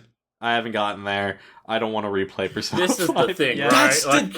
It can be the best thing on earth, but it's still Persona 5. Like, it's like how they fixed Final Fantasy 15. It's still Final Fantasy 15. I also don't think it's not at its core. I have issues with it, but I'm interested to see how Persona 6 will end up and what it'll be. But like, it kind of sucks to think that maybe I'm just gonna hit a point soon where I just don't care anymore. I mean, I hit that a long time ago with that list. I'm like, I don't know. That's how I feel, man. It is very deeply unfortunate where even the I really needed to try out Metaphor. Metaphor seems like kind of like it's the closest to what I like from Atlas in a long time. Yeah. But even like I really, really like Shin Megami Tensei 5, but that game's story fucking is like worse than even other Shin Megami Tensei stories. And Shin Megami Tensei isn't like a story rich franchise. They got the type of story John Carmack approves of. Very light. It's mostly about atmosphere and gameplay. From the Cormac McCarthy school of writing something. Yeah, you're just doing it. And like I hit 5 and I'm just like, well, this is fun. I'm enjoying myself, but like this story is bad. Yeah. And I'm like, do I want to do this anymore? Did you play Vengeance? I can't. No, not yet. I haven't. I've been in time on it. Vengeance is pretty fun. I know people are really high on the story in Vengeance. But Yeah, I've think- heard it's a lot better. I've a heard major it's improvement. finished is the word. Yeah, that might be how. Yeah. You. Yeah, because at the end of Shin Megami Tensei 5, you really just go to like the budget dimension and then nothing happens. I believe Isn't the that budget great? dimension is also where Soul Hackers 2 takes place. Is my Yeah, the understanding. entirety of Soul Hackers 2. Yeah. Oh, fuck Atlas, What's man. going on there? Fucking Atlas, Sega, man. though. We should They're doing shit. They're making me happy. all just play fucking Catherine and kill ourselves on But mic. not... Yeah, Dude. we'll play the remake that adds in transphobia. Full body. Yeah, I'll just I lose just- my mind. I'll kill myself. Okay, no, here's the thing. Here's what I mean. Yeah, there's a lot of bad things about Catherine Full Body. Plot. One of the things I think that like actually ruins that game for me, Mm-hmm. Full Body specifically, Sucks. is that Title the sucks. Rin, the new Catherine, character yeah. with the transphobia, Yeah. is just the best option. Like Which, fundamentally is a better option for you than the other two, which makes it less interesting when you have to pick. Yeah. Which obviously you choose Catherine with a K because she has glasses and she's really hot. yeah, that's a good point. That she also I have to bleep Yeah, that exactly. now, thank you. She's really aimed at the two of us, right? it's really fucked up. I don't care about Yeah, no, I'm bleeping the Red's thing, not yours. The demon wound. Yeah, Yeah, go you can for keep it. you can keep the glasses. The big thing with Catherine, Makes me so I mad. really hate enjoy Full it's Body. you have three options. Your girlfriend that you don't like being with, a sex demon who's canonically evil and has your worst intentions at heart. Yeah. And just a nice trans woman. And A trans It's like, woman. oh, the Literal angel. choices! A literal angel. Yeah. Wait, what? Yeah. I Fuck thought she this was an goddamn... alien. I just... Or it's something. It's like She's I think- angelic in I think- nature at the very least. yeah. I think that we need to take Atlas devs out back and just shoot them. Like, I think it's Also, really cool fucking- that the one that's on Steam is the original, though. That's That pretty is is cool. very it? cool. That's That's very so crazy. Does the collector's edition still come with panties? Is that still a thing they do? I mean, maybe you can find a new old stock copy. Oh, man, I should replay Captain Class. I'm gonna download that right now. Fucking the thing in Full Body where they de-trans the waitress character pisses me off so much. That's awful. That's what I was saying, because like I remember me God. as a wee boy in the suburbs of Northern California where bumfuck no one is. That was like the first game I remember seeing that had a trans character in it. Maybe the first piece of media that like I accepted as like that was a thing that like was serious, you know, like it wasn't treated as a joke. I mean, it kind of is in Yeah. Catherine, but like I mean, yeah, they it is they like a thing. they say some not Yeah. great things to her, but it's also like it's an object. I in think time. in Catherine, in the original Catherine, I think there is a case to be made that it is when the characters say kind of fucked up things, they are obviously doing it because they are friends. Yeah.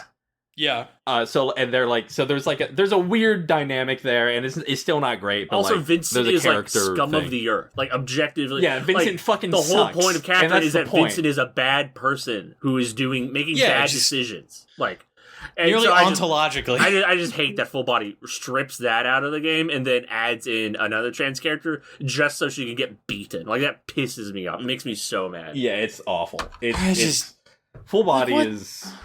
Fuck What- Alice, what's the- man. what is- yeah, fuck Alice. They suck so much. Fuck Atlas. I think they made like two really They made good a pieces lot of of very not- important a cool lot. games. Well, it took me a second. I was like, wait, I'm very wrong in that. I don't, The unfortunate thing is that Atlas has made a lot of things that are very good. So cool and interesting. anyway, fuck Atlas. Fuck Whatever. Alice. Fucking You know what else sucks? Dracula. Oh, No. it's a vampire. Oh, A thing with perfect politics. Oh my the god. politics really take a dive in this section. I was struggling. They're really. The Romani peoples are just so poorly treated at the latter half of this. It's a lot. There's a lot going There is on one part of this that I think is actually like pretty interesting. Well, Ren, tell us about what happens in the back half of Dracula. Also, you said you were I'm going to putting do this a out. history of vampires on this episode. I don't know if you remember. You said you were going to do that. I did. Okay. We're gonna get to it. I want to start out by saying I don't classify this as a Ren L. I will not. I like this book. No, I was going to say I think it was Seth good. is going to be high. I don't I did not enjoy my time with Dracula, but I think it is a skill issue. I think it is a me problem. I'll talk about this. I think you're a better person now for having read every it, complaint. Let me say this: every complaint I have about this story, I hate myself for because it makes me sound like a Hollywood hack. Like I sound, I'm sound the like a bad little person. bitch. Like I'm like hearing my own thoughts, and I'm like, shut the fuck up! Like you're wrong. So there we are. When you were talking about it with me and Hope earlier, I was like, oh my god. I was having a bad time. I think it was fair, and I was still like, oh. I think I'm wrong. Well, but yeah, we're gonna get into it. I'm gonna do my little summary, and then I'm gonna do my strange little vampire-y history, and Okay, I think we'll have fun. In this half of Dracula, we open the book with, the kiddos are being hunted. they're being blood fed on by some creature that's about. And our boys, the gang, decide to stake out Lucy's grave because our good friend Mr. Helsing is like, that Lucy woman, well, we saw her body there once and it was looking weird. And her husband was like, no, it can't be fucking true, no. And they go to her grave and her coffin's fucking empty. And then Arthur freaks out and is like, no, it's not true, fuck. And then, lo and behold, there's a woman in white trampsing about, or traipsing, fuck, I'm sorry. I suck. Traipsing about with just a child in her arm, just drinking its blood like a Kool-Aid. Yeah, like Kool-Aid. Just all right. Yeah, and then the gang is like, and retire back to their estates. And then they're like, you know what? When Lucy's in her coffin tomorrow, we should behead her. And they're like, no. Arthur's like, I will not let it be done. This is a confusing part of the we're gonna get into it, but I might be confusing the exact order of events, and I'm sorry, dear listener, if you go on to a party, it's like, yeah, the exact plot of Dracula, and I fuck it up for you. That's what you get. My That's what bad. you deserve. Yeah, but using this in Read the damn replacement of doing a book, of reading the book for a book report. You listen to Wren's summary on the book plot. An hour 40 in. It would be insane. And yeah, so the gang leaves, and then instead of beheading Lucy, they're like, we're gonna stake her, and then they stake her, and Arthur's like, oh, woe is me, my wife is dead again, but now she's back in the arms of God. Thank God, wild. I guess. It's crazy. Right? They're talking Victorians about God were a lot built in this. different, man. Victorians had a lot of ideas. They staked the wife, and then they I don't know, the childlike wonder came back to her face or something weird, like they were saying. I don't know. Mina's back. We love Mina, and she listens to Seward's phonographs and then learns about the details of her best friend's deaths. That stuff's good. He's like, oh, the phonograph, something to finally replace pen and paper. It only requires these super expensive, she's like, holy shit, I've never seen one of these. Yeah, it's great. And Mina's like, oh my god, a phonograph is so fucking cool. And Dr. Seward is like, I want to marry you and have sex with you. And she's like, what? Not actually, but the entire time he's just like, oh, what a beautiful woman. What a perfect specimen of womanhood. I love her. And it's like, what? I often say these things Seward, about you, Ren. Okay. Later, our friend Mina decides that, maybe I should meet this Renfield character. This is also after Jonathan has started freaking out over some dirt in some boxes. Like, who gives a shit? Some boxes, whatever. Might be relevant in a chapter or two. Who's to say? But yeah, Renfield's being a coy bitch and is pretending to be mentally healthy. As if he's so good. He's the best. I love Renfield. He's the best part. Oh, dear Van Helsing, the great esteemed doctor. It's so good to see you on this fine day. While he's covered in rat blood. Just and then he eats all the damn flies. Yeah, like a gross freak. It's like, oh, I'm so well. Here, have a fly. Oh, no. Don't mind if I do. And they're like, we're not letting him out of here. But fucking goddamn Seward is like, oh, fuck, maybe we should let him out. And everyone's like, no, what's wrong with you? What are you talking about? What? Are we looking at the same guy? It's like, absolutely not. We'll not be doing that. Have you met Renfield? He's not going outside. What the fuck did I write here? Oh yeah. So the gang goes to a house and they all set up all nice and have dinner, and then they're like, we gotta discuss Dracula, and they discuss his busted OP power set, like controlling animals and Mist. Fuck. Not Mist. And Fuck, dude. dude. He can make What are we gonna storms, do? though. He can do storms. He can do storms. That's pretty tight. You'd think he'd be harder to kill. I don't know. You think he would smoke them with lightning? You'd imagine. Helsing says they have to get rid of the boxes of earth and then murk that motherfucker before he can regenerate. I too would do something similar, because with every box to get rid of, he gets a little bit weaker. Is that silly? Yeah. It's very gamic. Like, yeah, it's very gamic. like, okay, right? it's very much, okay, we've run out of development time. Make a dumb quest that will take a bunch of time, and then they can fight the final boss. Okay, thank you, bye. I love it. It's the so CEO dumb. calling up his dev team and saying, hey, my kid thinks your game is boring. Add in more shit. Add more castles. Add more dirt. Buy more cards. You gotta get it done.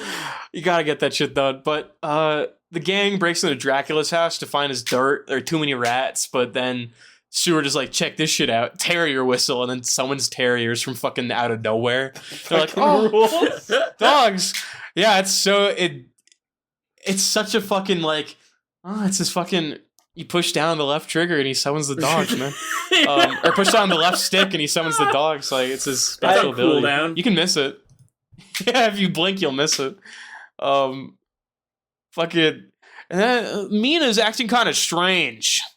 Bram Stoker, I wrote, Bram Stoker hates the lower class just because he was just like, oh, the lowly fucking workers who are moving the boxes, disgusting, they won't work with us. Anyway, Renfield is brutally assassinated after the guy who was watching over him fell asleep and was like, oh sorry, I fell asleep and he got dead. It's like, all right, fuck. I fell asleep, and when I woke up, he was screaming, help, please! Oh my god! He's killing me! One of, if not the funniest part of the book, is just the malcompetence of this random guard being like, yeah, I don't know, he was asking for help, and I guess I didn't come quick enough, my bad. It's like, what? What's your problem, and I found man? him in an impossible position. Face down, smashed. It's like, oh my god, was he good? He's like, no, he's dead, mate. It's like, nah, he's dead as hell. Look at him. I love like they're like walking through, like, how the fuck did he do it though? Like his face is all fucked up, so he couldn't. Like his back is fucked up. It both can't be true if he did it himself. And then they could do what I could only describe as a terrified pog, all of them all at once. When they're like, Mina! And they race back home, and Mina is getting her neck sucked, and she's sucking on that deep, deep chest wound of Dracula's. And they're like, oh no, dude! Fuck! Don't do that, Dracula! Stop! And then Dracula, he's like, stop. No. You say terrified pog, and I think of the Umez face. What'd you send? Yeah, essentially that. If for all intents and purposes. Is this from Chicken Joe? Is this or I thought it was from the Drifting Classroom. Oh, yeah. It is. Yeah. So, okay. You got a child right there. It's all Drifting Classroom. They have no food. They have to grow it. And they all do a terrified pog. They run back and they're like, oh! They say stop, and Dracula's like, no. And they're like, oh shit, our options. And then they fucking, our good friend Helsing is like, check this shit out. Pulls up what I wrote down as hashtag holy host.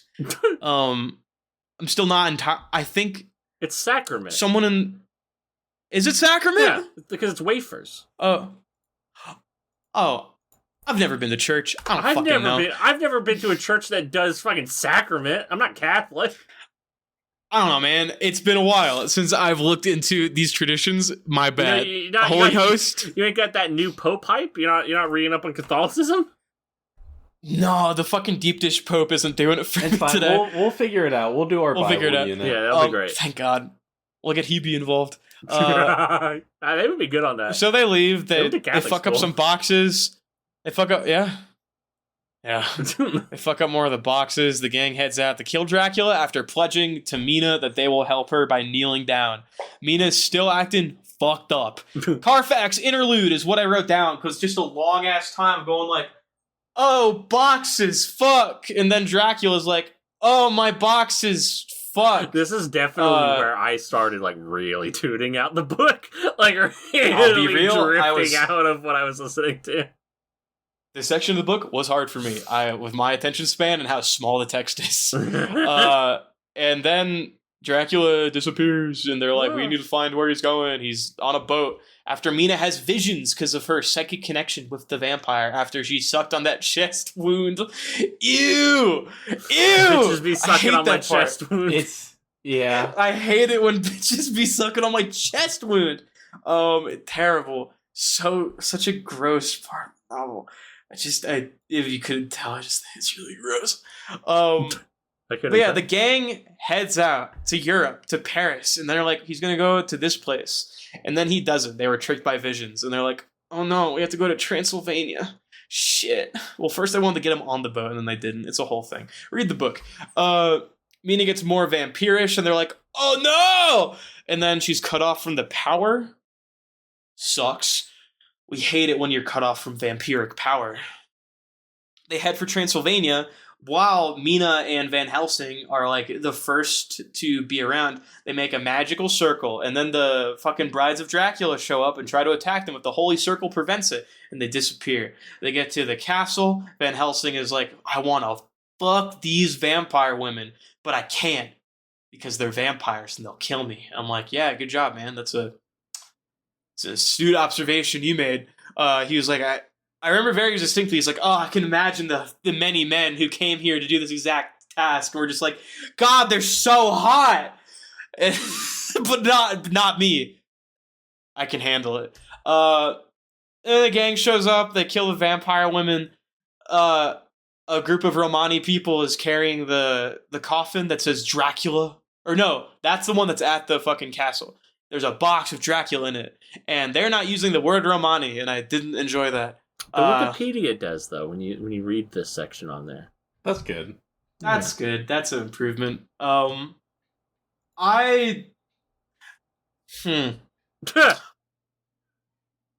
This part is kind of jumbled. I know Quincy dies. I forget who kills him. He Was it dies Dracula? in the struggle with Dracula. Yeah. Okay. I only know that. I don't remember how he dies. That's in the struggle. I just know that he dies. He's like stabbed and then bleeds out, and then it's essentially anticlimactically over. They're like, "Oh, we did it," and then it cuts to. I was shocked. Oh, I was like, 7.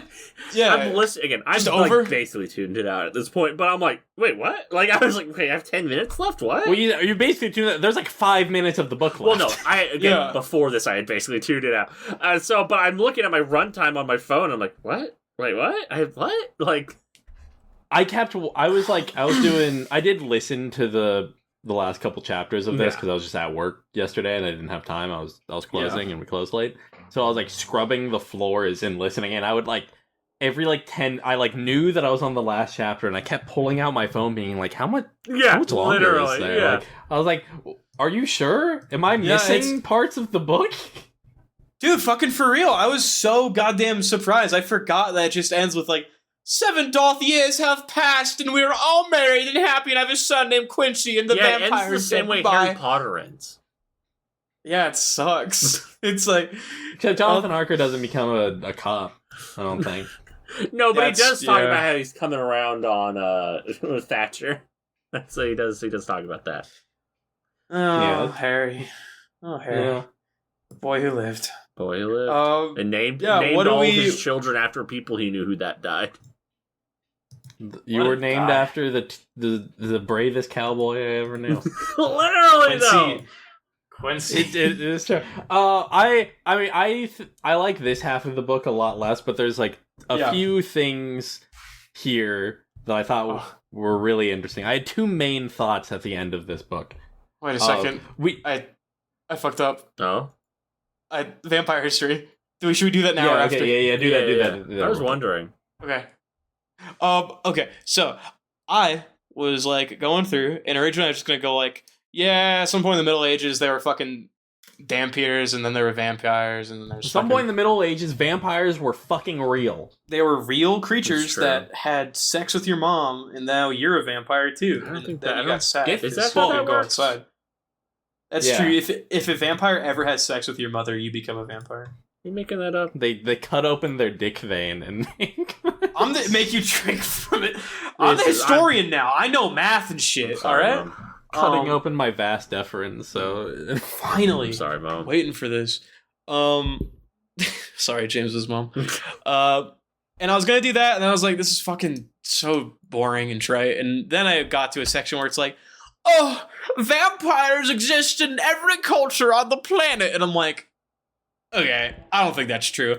And this section is on the examples that I thought were kind of cool and felt less Orientalist in just calling a native legend a vampire. So you're trying to avoid what people do with the Sasquatch? Yeah, I'm doing it. I'm prefacing all of these by saying, aside from like the medieval ones that are explicitly vampires, none of these are vampires, because that's not how not all legends come back to Western Europe. Yeah, these are other cultures' bloodsuckers that have vague similarities. They're human eaters, bloodsuckers that had interesting stories that I thought were like, yeah, I can see that connection, and it would be a cool cultural comparison. Yeah. Yeah. You're saying something, Seth? Are you sure it doesn't all come back to us? You know? It all comes back to Transylvania, where Dracula is a real guy and all fiction is simulation. Nothing is actually fake. That's true. All symbols are real. All symbols are real, guys. All characters in books have platonic ideals that you can only glimpse through the story you're reading. Yeah. A lot of times, these vampiric creatures, I'm probably going to use that noun, that adjective still a little bit. Got you. Well, whatever. I'm not going to decolonize the entire language. I can't do it all right now. I'm sorry. I'm doing my best. Sorry. A lot of these are like fell entities, or even not just gods, devils, what you have it, something with negative interpretation. Aside from like one really key one that I thought was the most interesting out of all of these, was the Egyptian god Sekhmet. Okay. Stood out to me in the list of like, oh, it's a vampire. It's not. It's Sekhmet, a war god who also had like an unquenchable thirst for human blood and was like tricked by making. No, you don't. They tricked them into drinking beer so they'd pass out, so they would stop drinking blood for a bit. And I thought that was fun. That's fun. Yeah, Egyptian myth can be very fun. I like Sekhmet. I've seen those like fucking stolen hieroglyphs in museums before, and they're pretty. Another one that stood out to me was what I imagine might be a very archetypal creature for a lot of the like Middle East and Europe, because it's a very early Abrahamic demon, the Litu. The Litu, which should also be known as the Lamia later on. Lamia, I know, but the Lamia, that's in Terraria. Yeah, it is. It drank the blood of babies, which you also crazy. You also don't want that. Yeah, in ancient Sumer, it was like, I'm not a fan. Ancient Sumer, it was like also just a wider spirit, and then in medieval Sumera like, or Sumeria. Sumeria, also Sumer. Oh, okay. Like the people of Sumer. Oh, I didn't know that. I think it was medieval Europe, but I neglected to note that in my notes. A medieval culture, likely derived from, with Abrahamic beliefs, interpreted it as the first wife of Adam that became the queen of demons. Ain't that neat? I think that's neat. Here we have my favorite, aside from Sekhmet, the Lamashtu. If I'm pronouncing that incorrectly, I'm sorry. I think it's the Lamashtu. An older creature from Mesopotamia, also known as the Daughter of Heaven, and it has a very specific lore bit that got me so bad in reading its Wikipedia article. Mhm. It would camp out near pregnant women in the shadows and snatch babies fresh out the womb. That's wild. That rocks. That takes a lot of dedication. Yeah, that's insane. And I thought that was very fun. But not, I will say, not very vampire-y. No, it's only vampire-y in that it's like eats a critter. yeah, and drinks blood. Yeah. A lot of these in the list of vampires from across the world. Whoa, is just oh my god, blood or it's a zombie. That's crazy. And then I explode. But this is mostly a segment of highlighting cool myths from around the world that I think are neat. There's the Galu, the child-eating demon. Also, I believe vaguely Abrahamic. This list was confused despite being a moderated Wikipedia page. Fuck yeah, dude. Which, love it. There's a separate section for Asia and China, which sucks, but, So it goes. love guys. Also, India was a separate section. And also it was decidedly not vampiric whatsoever. I was like, all right, guys. Fine. Yeah, then there's the Strix and the Lamia, distinctly deriving from, like, Greek tradition. 8 children, fed on blood, love it. Strix is, like, vaguely owly and hybridic, which is nice. Mm-hmm. I included revenants because I figured revenants seem like a very key inspiration for vampires as a whole, as like an actual inspiration. They're reanimated corpses. And very interestingly, there was like periods in the Middle Ages where there would be proper mass hysteria because they thought there were revenants about killing people. I mean, I knew a guy that happened to that once. Fun? Yeah, happened to my fucking dad, dude. That makes a lot of sense why you are the way you are. I know. Your dad got revenant and you watched it happen. And you're like, finally, my hero. Yeah. There's an Albanian one that stood out to me. I think you pronounce it as Strija. I think. It's a witch that did the things that we've talked about of eight things, blood, yada yada, whatever. It's a witch. It's sick. It's from Albania. Let's go. Yada. I'm gonna be I'm about to be shot by Sky for butchering something so bad. Fuck yes. Sky's had it too good for too long, is what I'm saying. I'm so sorry. Leanne Sid, I think is how you say it. I'm sorry. Send it over. I want to swing at it. Okay. Yin Sid, the Kingdom Hearts character. I don't think it's that one. I'll give you real. It might not be. That's how you pronounce it. Oh yeah, Lean and Sid. I don't think that's how you say it. What? It's Lean and Sid. I knew that guy. We called him Lean and Sid because he was always up against the wall. I'm so sorry, Sky. I'm not. I hope this hurts. Happy birthday, by the way. Yeah, happy birthday, Sky. We're recording on his birthday. This isn't coming out on your birthday, but this episode is dedicated to our friend Sky on his birthday. That's his gift. May he rest in peace. Yeah. Until he gets his ThinkPad and I can give him a game on Steam. Getting it today or tomorrow, he said, because I said the same thing to him. I was like, when you get that, let me know. I'll send you something. That's what I'm gonna do. It's Killer Irish creature. I imagine. You fucking Killer suck. On sale? I'm not sure. You can't do that to him. He won't be able to handle it. It's not. But we'll figure it out.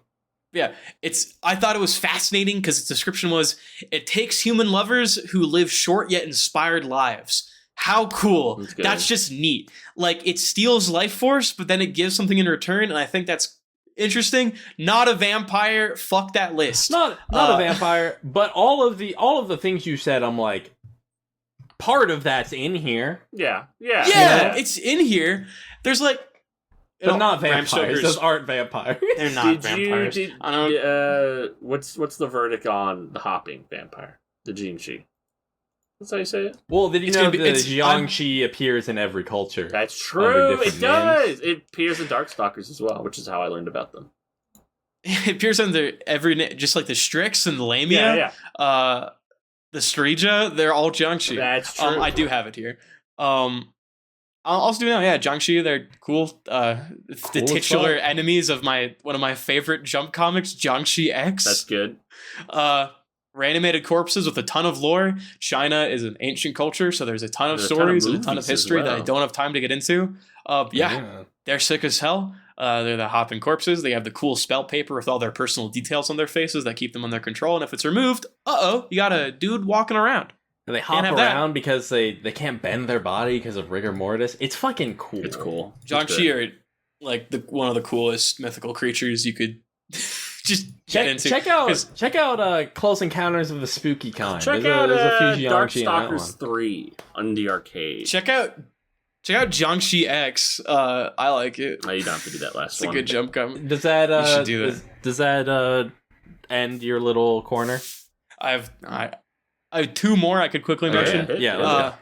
The Sasabansam from the Akan people of Ghana and Togo had like the coolest description of having iron teeth, pink hair, long red hair, and iron hooks for feet, and lives in trees. I'm like, yeah, fuck it, all right. Fuck yeah.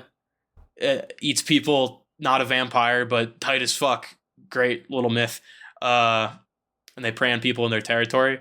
The Puchin from native peoples of Chile and Argentina sucks the blood of animals and is a flying snake. Tight. That's pretty cool. Those are some not vampires.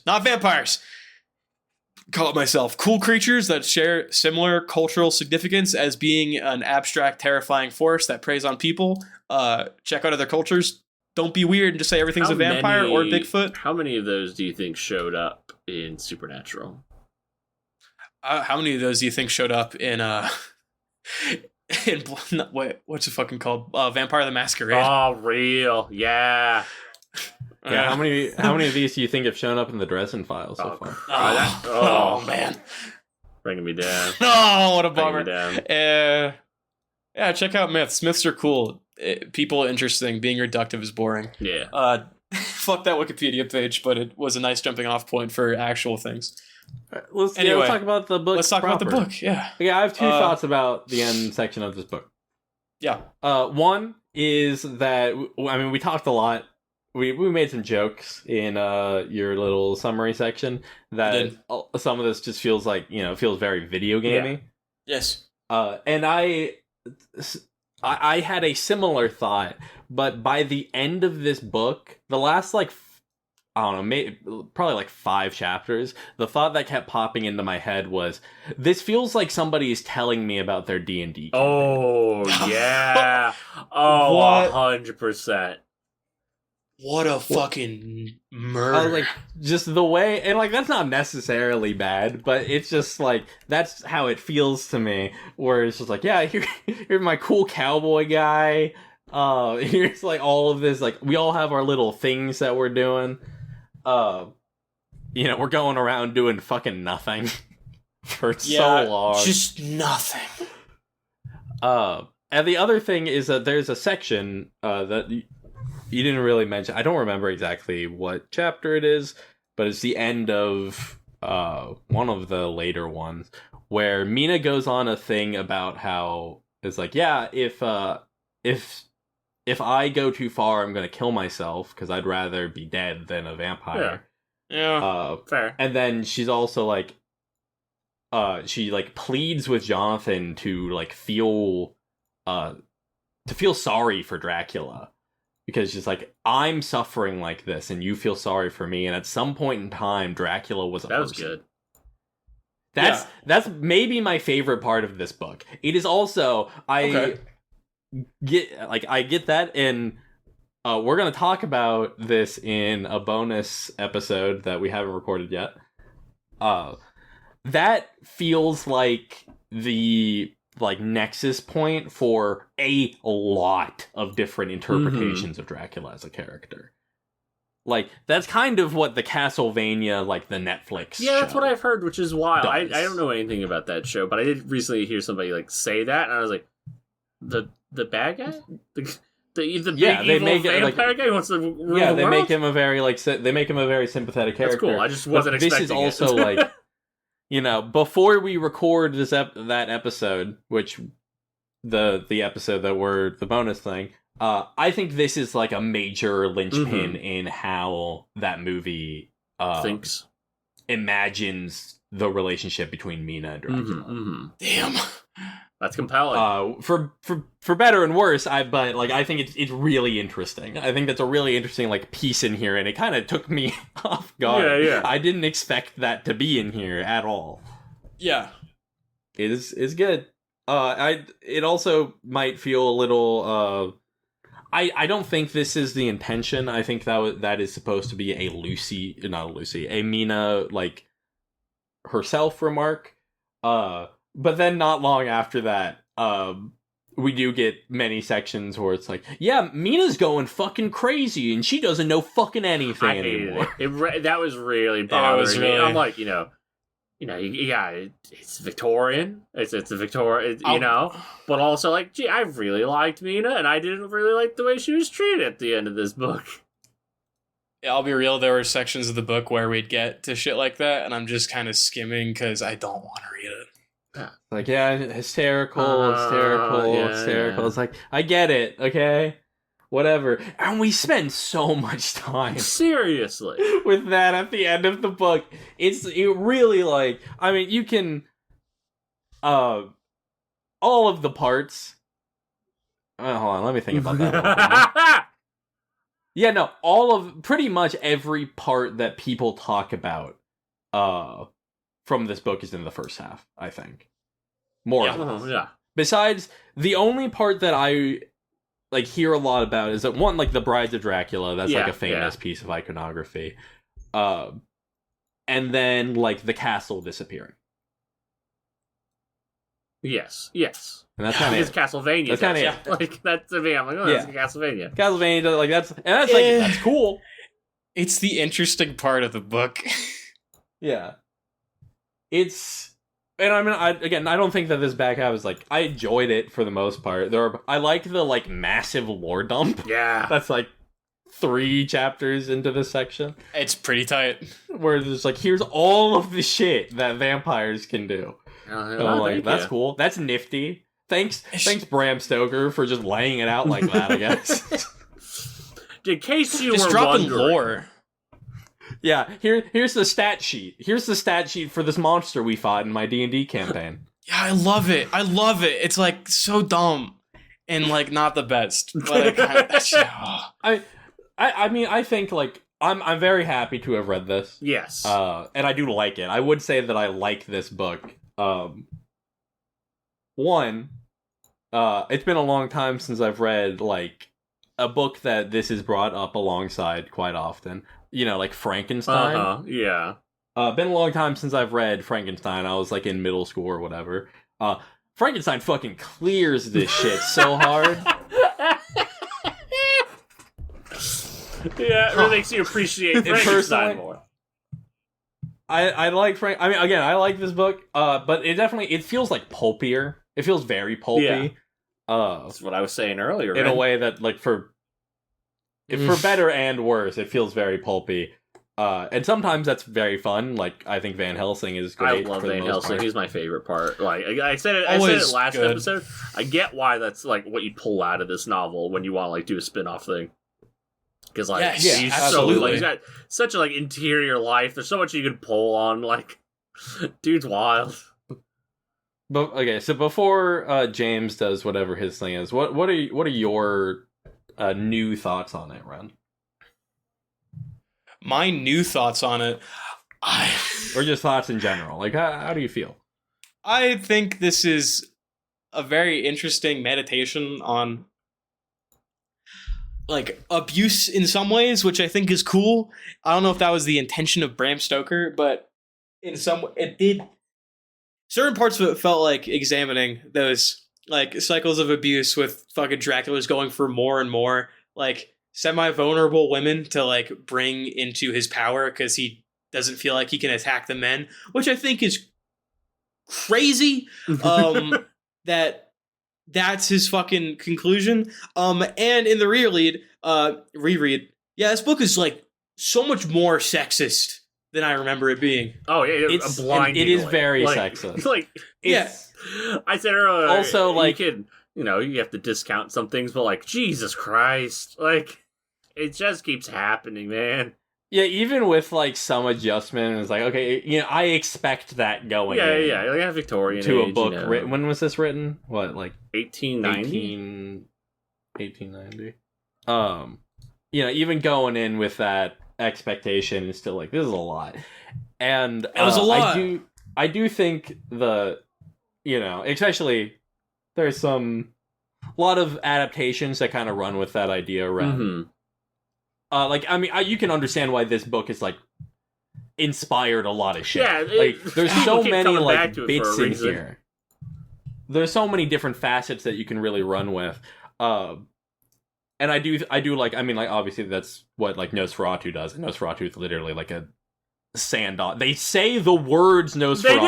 I got so excited. I was like, that pit was sick. Which is great. But like, Nosferatu, which is like a literal sand-off the serial numbers adaptation of Dracula, with, they change things a little bit. Whatever, we can go into that at some other point. But obviously the new Nosferatu goes really hard into that. This like the vampire as this like sexual menace, like preying on like specifically like figures that society are vulnerable because of society. And I think that's really interesting in here. It is a little bit tainted for me by also Dracula being this foreigner figure in the book, or like being specifically like evoking the foreigner, because it's like coming for the white women. The scary foreigner is preying on our women. Is like, that's really gross. Yeah, it's brutal. It's just sad. She's sad. Like, oh man, really? Book. Yeah, it's a complicated book, complicated legacy. It's interesting. Yeah. Renfield having his little redemption arc was weird to me. Yeah, I didn't expect that. I don't have like good or bad thoughts on that necessarily, but Renfield being like, I needed to protect Mina. I met Mina once, and I couldn't let Dracula. She was so pure. And I was like, that's interesting. That's not something I knew happened. The wiles of women, I fucking guess. That's what the soy Renfield is about. Is that what that movie's about? That movie's about. That movie. I was saying, like, does that happen in there? I've literally never heard of this. This is not something I remember seeing in any adaptation of Dracula. What if Renfield was like, therapy and it sucked? Like, what if he was a I knew that part. And also that there's interesting gang warfare happening in LA with like some interesting stereotypes. All right. Oh, always something. It's always gotta be something. That guy's fucking Lex Luthor now, and he's so angry at Superman that he's gonna cry. I do like that. I like that a lot. I like Nicholas Hoult a lot, so I was really sad when I heard that Renfield was back. I was so disappointed in that movie. He was so good in Nosferatu. He's great in Nosferatu. He's great as Nux in Fury Road. Yeah, he is. He's gotta rewatch Nosferatu. He's great. Yeah. James, what are your thoughts? So, like I said earlier, these are the thoughts of a hack Hollywood executives, and I disagree with myself, but I also felt these things. I would just cut half of this book out. I would condense Mina and Lucy to the same character. I would just strip huge chunks, cut down the cast. Renfield, he can stay, I guess. You use less words in general, I think, is my advice. Fuck you. Describe action clearly. Put it on Roshar. Now we're talking. What would a vampire on Roshar look like? He get hit by a car. That's what. Yeah. Vampire on Roshar. But I just really found it dry and not particularly compelling. There were those little moments of oh, that's fun or that's cute. Helsing doing some shit. But I just had no enjoyment, really. And like I said, I basically was just cramming this into my ears via the audiobook because there's just no other way I was going to get through it. I learned how to because I was listening through my podcast app, the LibriVox version, and I learned how to put the audio on 1.25 speed for the first time because I just needed it done faster. I did that for part of Yeah, it. didn't like it. I did. I get it. You normally wouldn't do that, but I hit a point where I wasn't getting anything out of it, and I just needed it to be done. The drier bits, I was definitely like, I need to fucking go fast. It's rough, man. No, I eat my fucking vegetables. You gotta eat your vegetables. But I mean, I ate them. I just ate them really fast. I did not savor my vegetables. But yeah, no, I truly, I just don't have anything of value to say. Like, I don't. It's one of those things where, like, on such a deep level, I am incapable of engaging with the object. Where I'm just like, well, what does my opinion matter? Like, I can't. I can't be. You don't even have like bigger vampire thoughts. I know, right? Fine, I guess. I don't know. I'm not a big vampire guy. I would be happy to be a vampire. I think I would be very happy actually to be a vampire. I think it would be good for me. But yeah, I don't know. They're fine. They're guys with superpowers. Who cares? Yeah. Yeah, those are my Dracula thoughts. Who cares? It's a good book, complicated legacy. I think it gave us eventually along down the line we got Salem's Lot out. That's true. That's a book. It's hard. It's a book. A book with maybe similar problems. That makes sense. In terms of like how it treats women. That makes sense. But in like new and maybe not. Sure. Interesting as in they're different. I get Salem's Lot pilled. We'll get there eventually. Do you want to know what we're doing next time? What are we doing next time? Let's find out. I'm going to click the wheel. There's one of these that I really want to do, but we'll find out. The Solar Anus. Oh, by, shit. George Bataille. Oh, okay. I didn't think this one was ever going to come up. So we're going to do a lot of reading for the next mini episode. We're doing... What's up? 1700-776 by John Boyce. Oh my fucking god. How long is that in reality? It's a web thing. It's not too long. But it is definitely on the edge of, I wasn't sure if I could include it on the short story part of the of our document here. If I spin it again, what are we gonna get?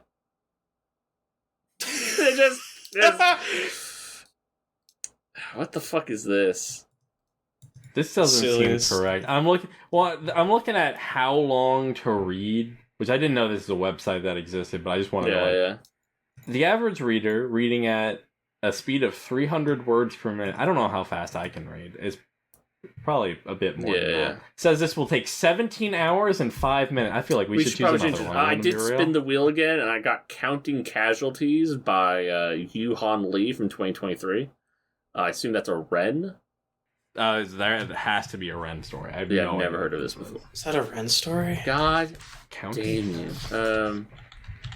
Are we not doing fucking your fuck ass thing? Maybe it's wise if we... Not too long. I think we got to do like a real episode. I read it in like a fugue state, so I had no real semblance of how long it was. Yunha Lee. I think this was a Chloe recommendation. Yeah, this is not me. Yeah, this is a Chloe recommendation that I threw on the list. Yeah, this is cool. I'll read this. Yeah, original short Hey, this is the fucking Chloe episode coming up.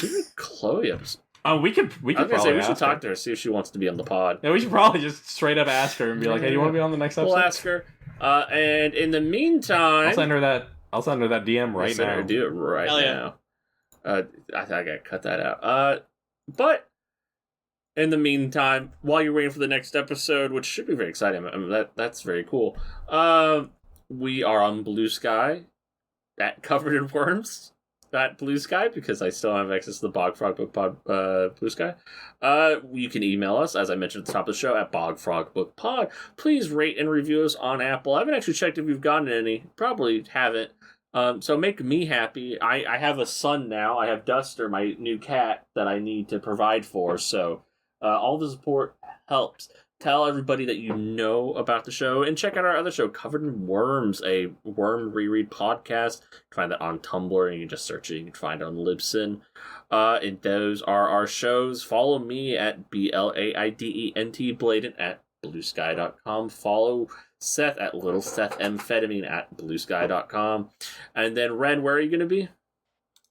You can find me throwing rocks at There we go. cars. And that's the show, folks. Thank you for listening and have a great day. Have a good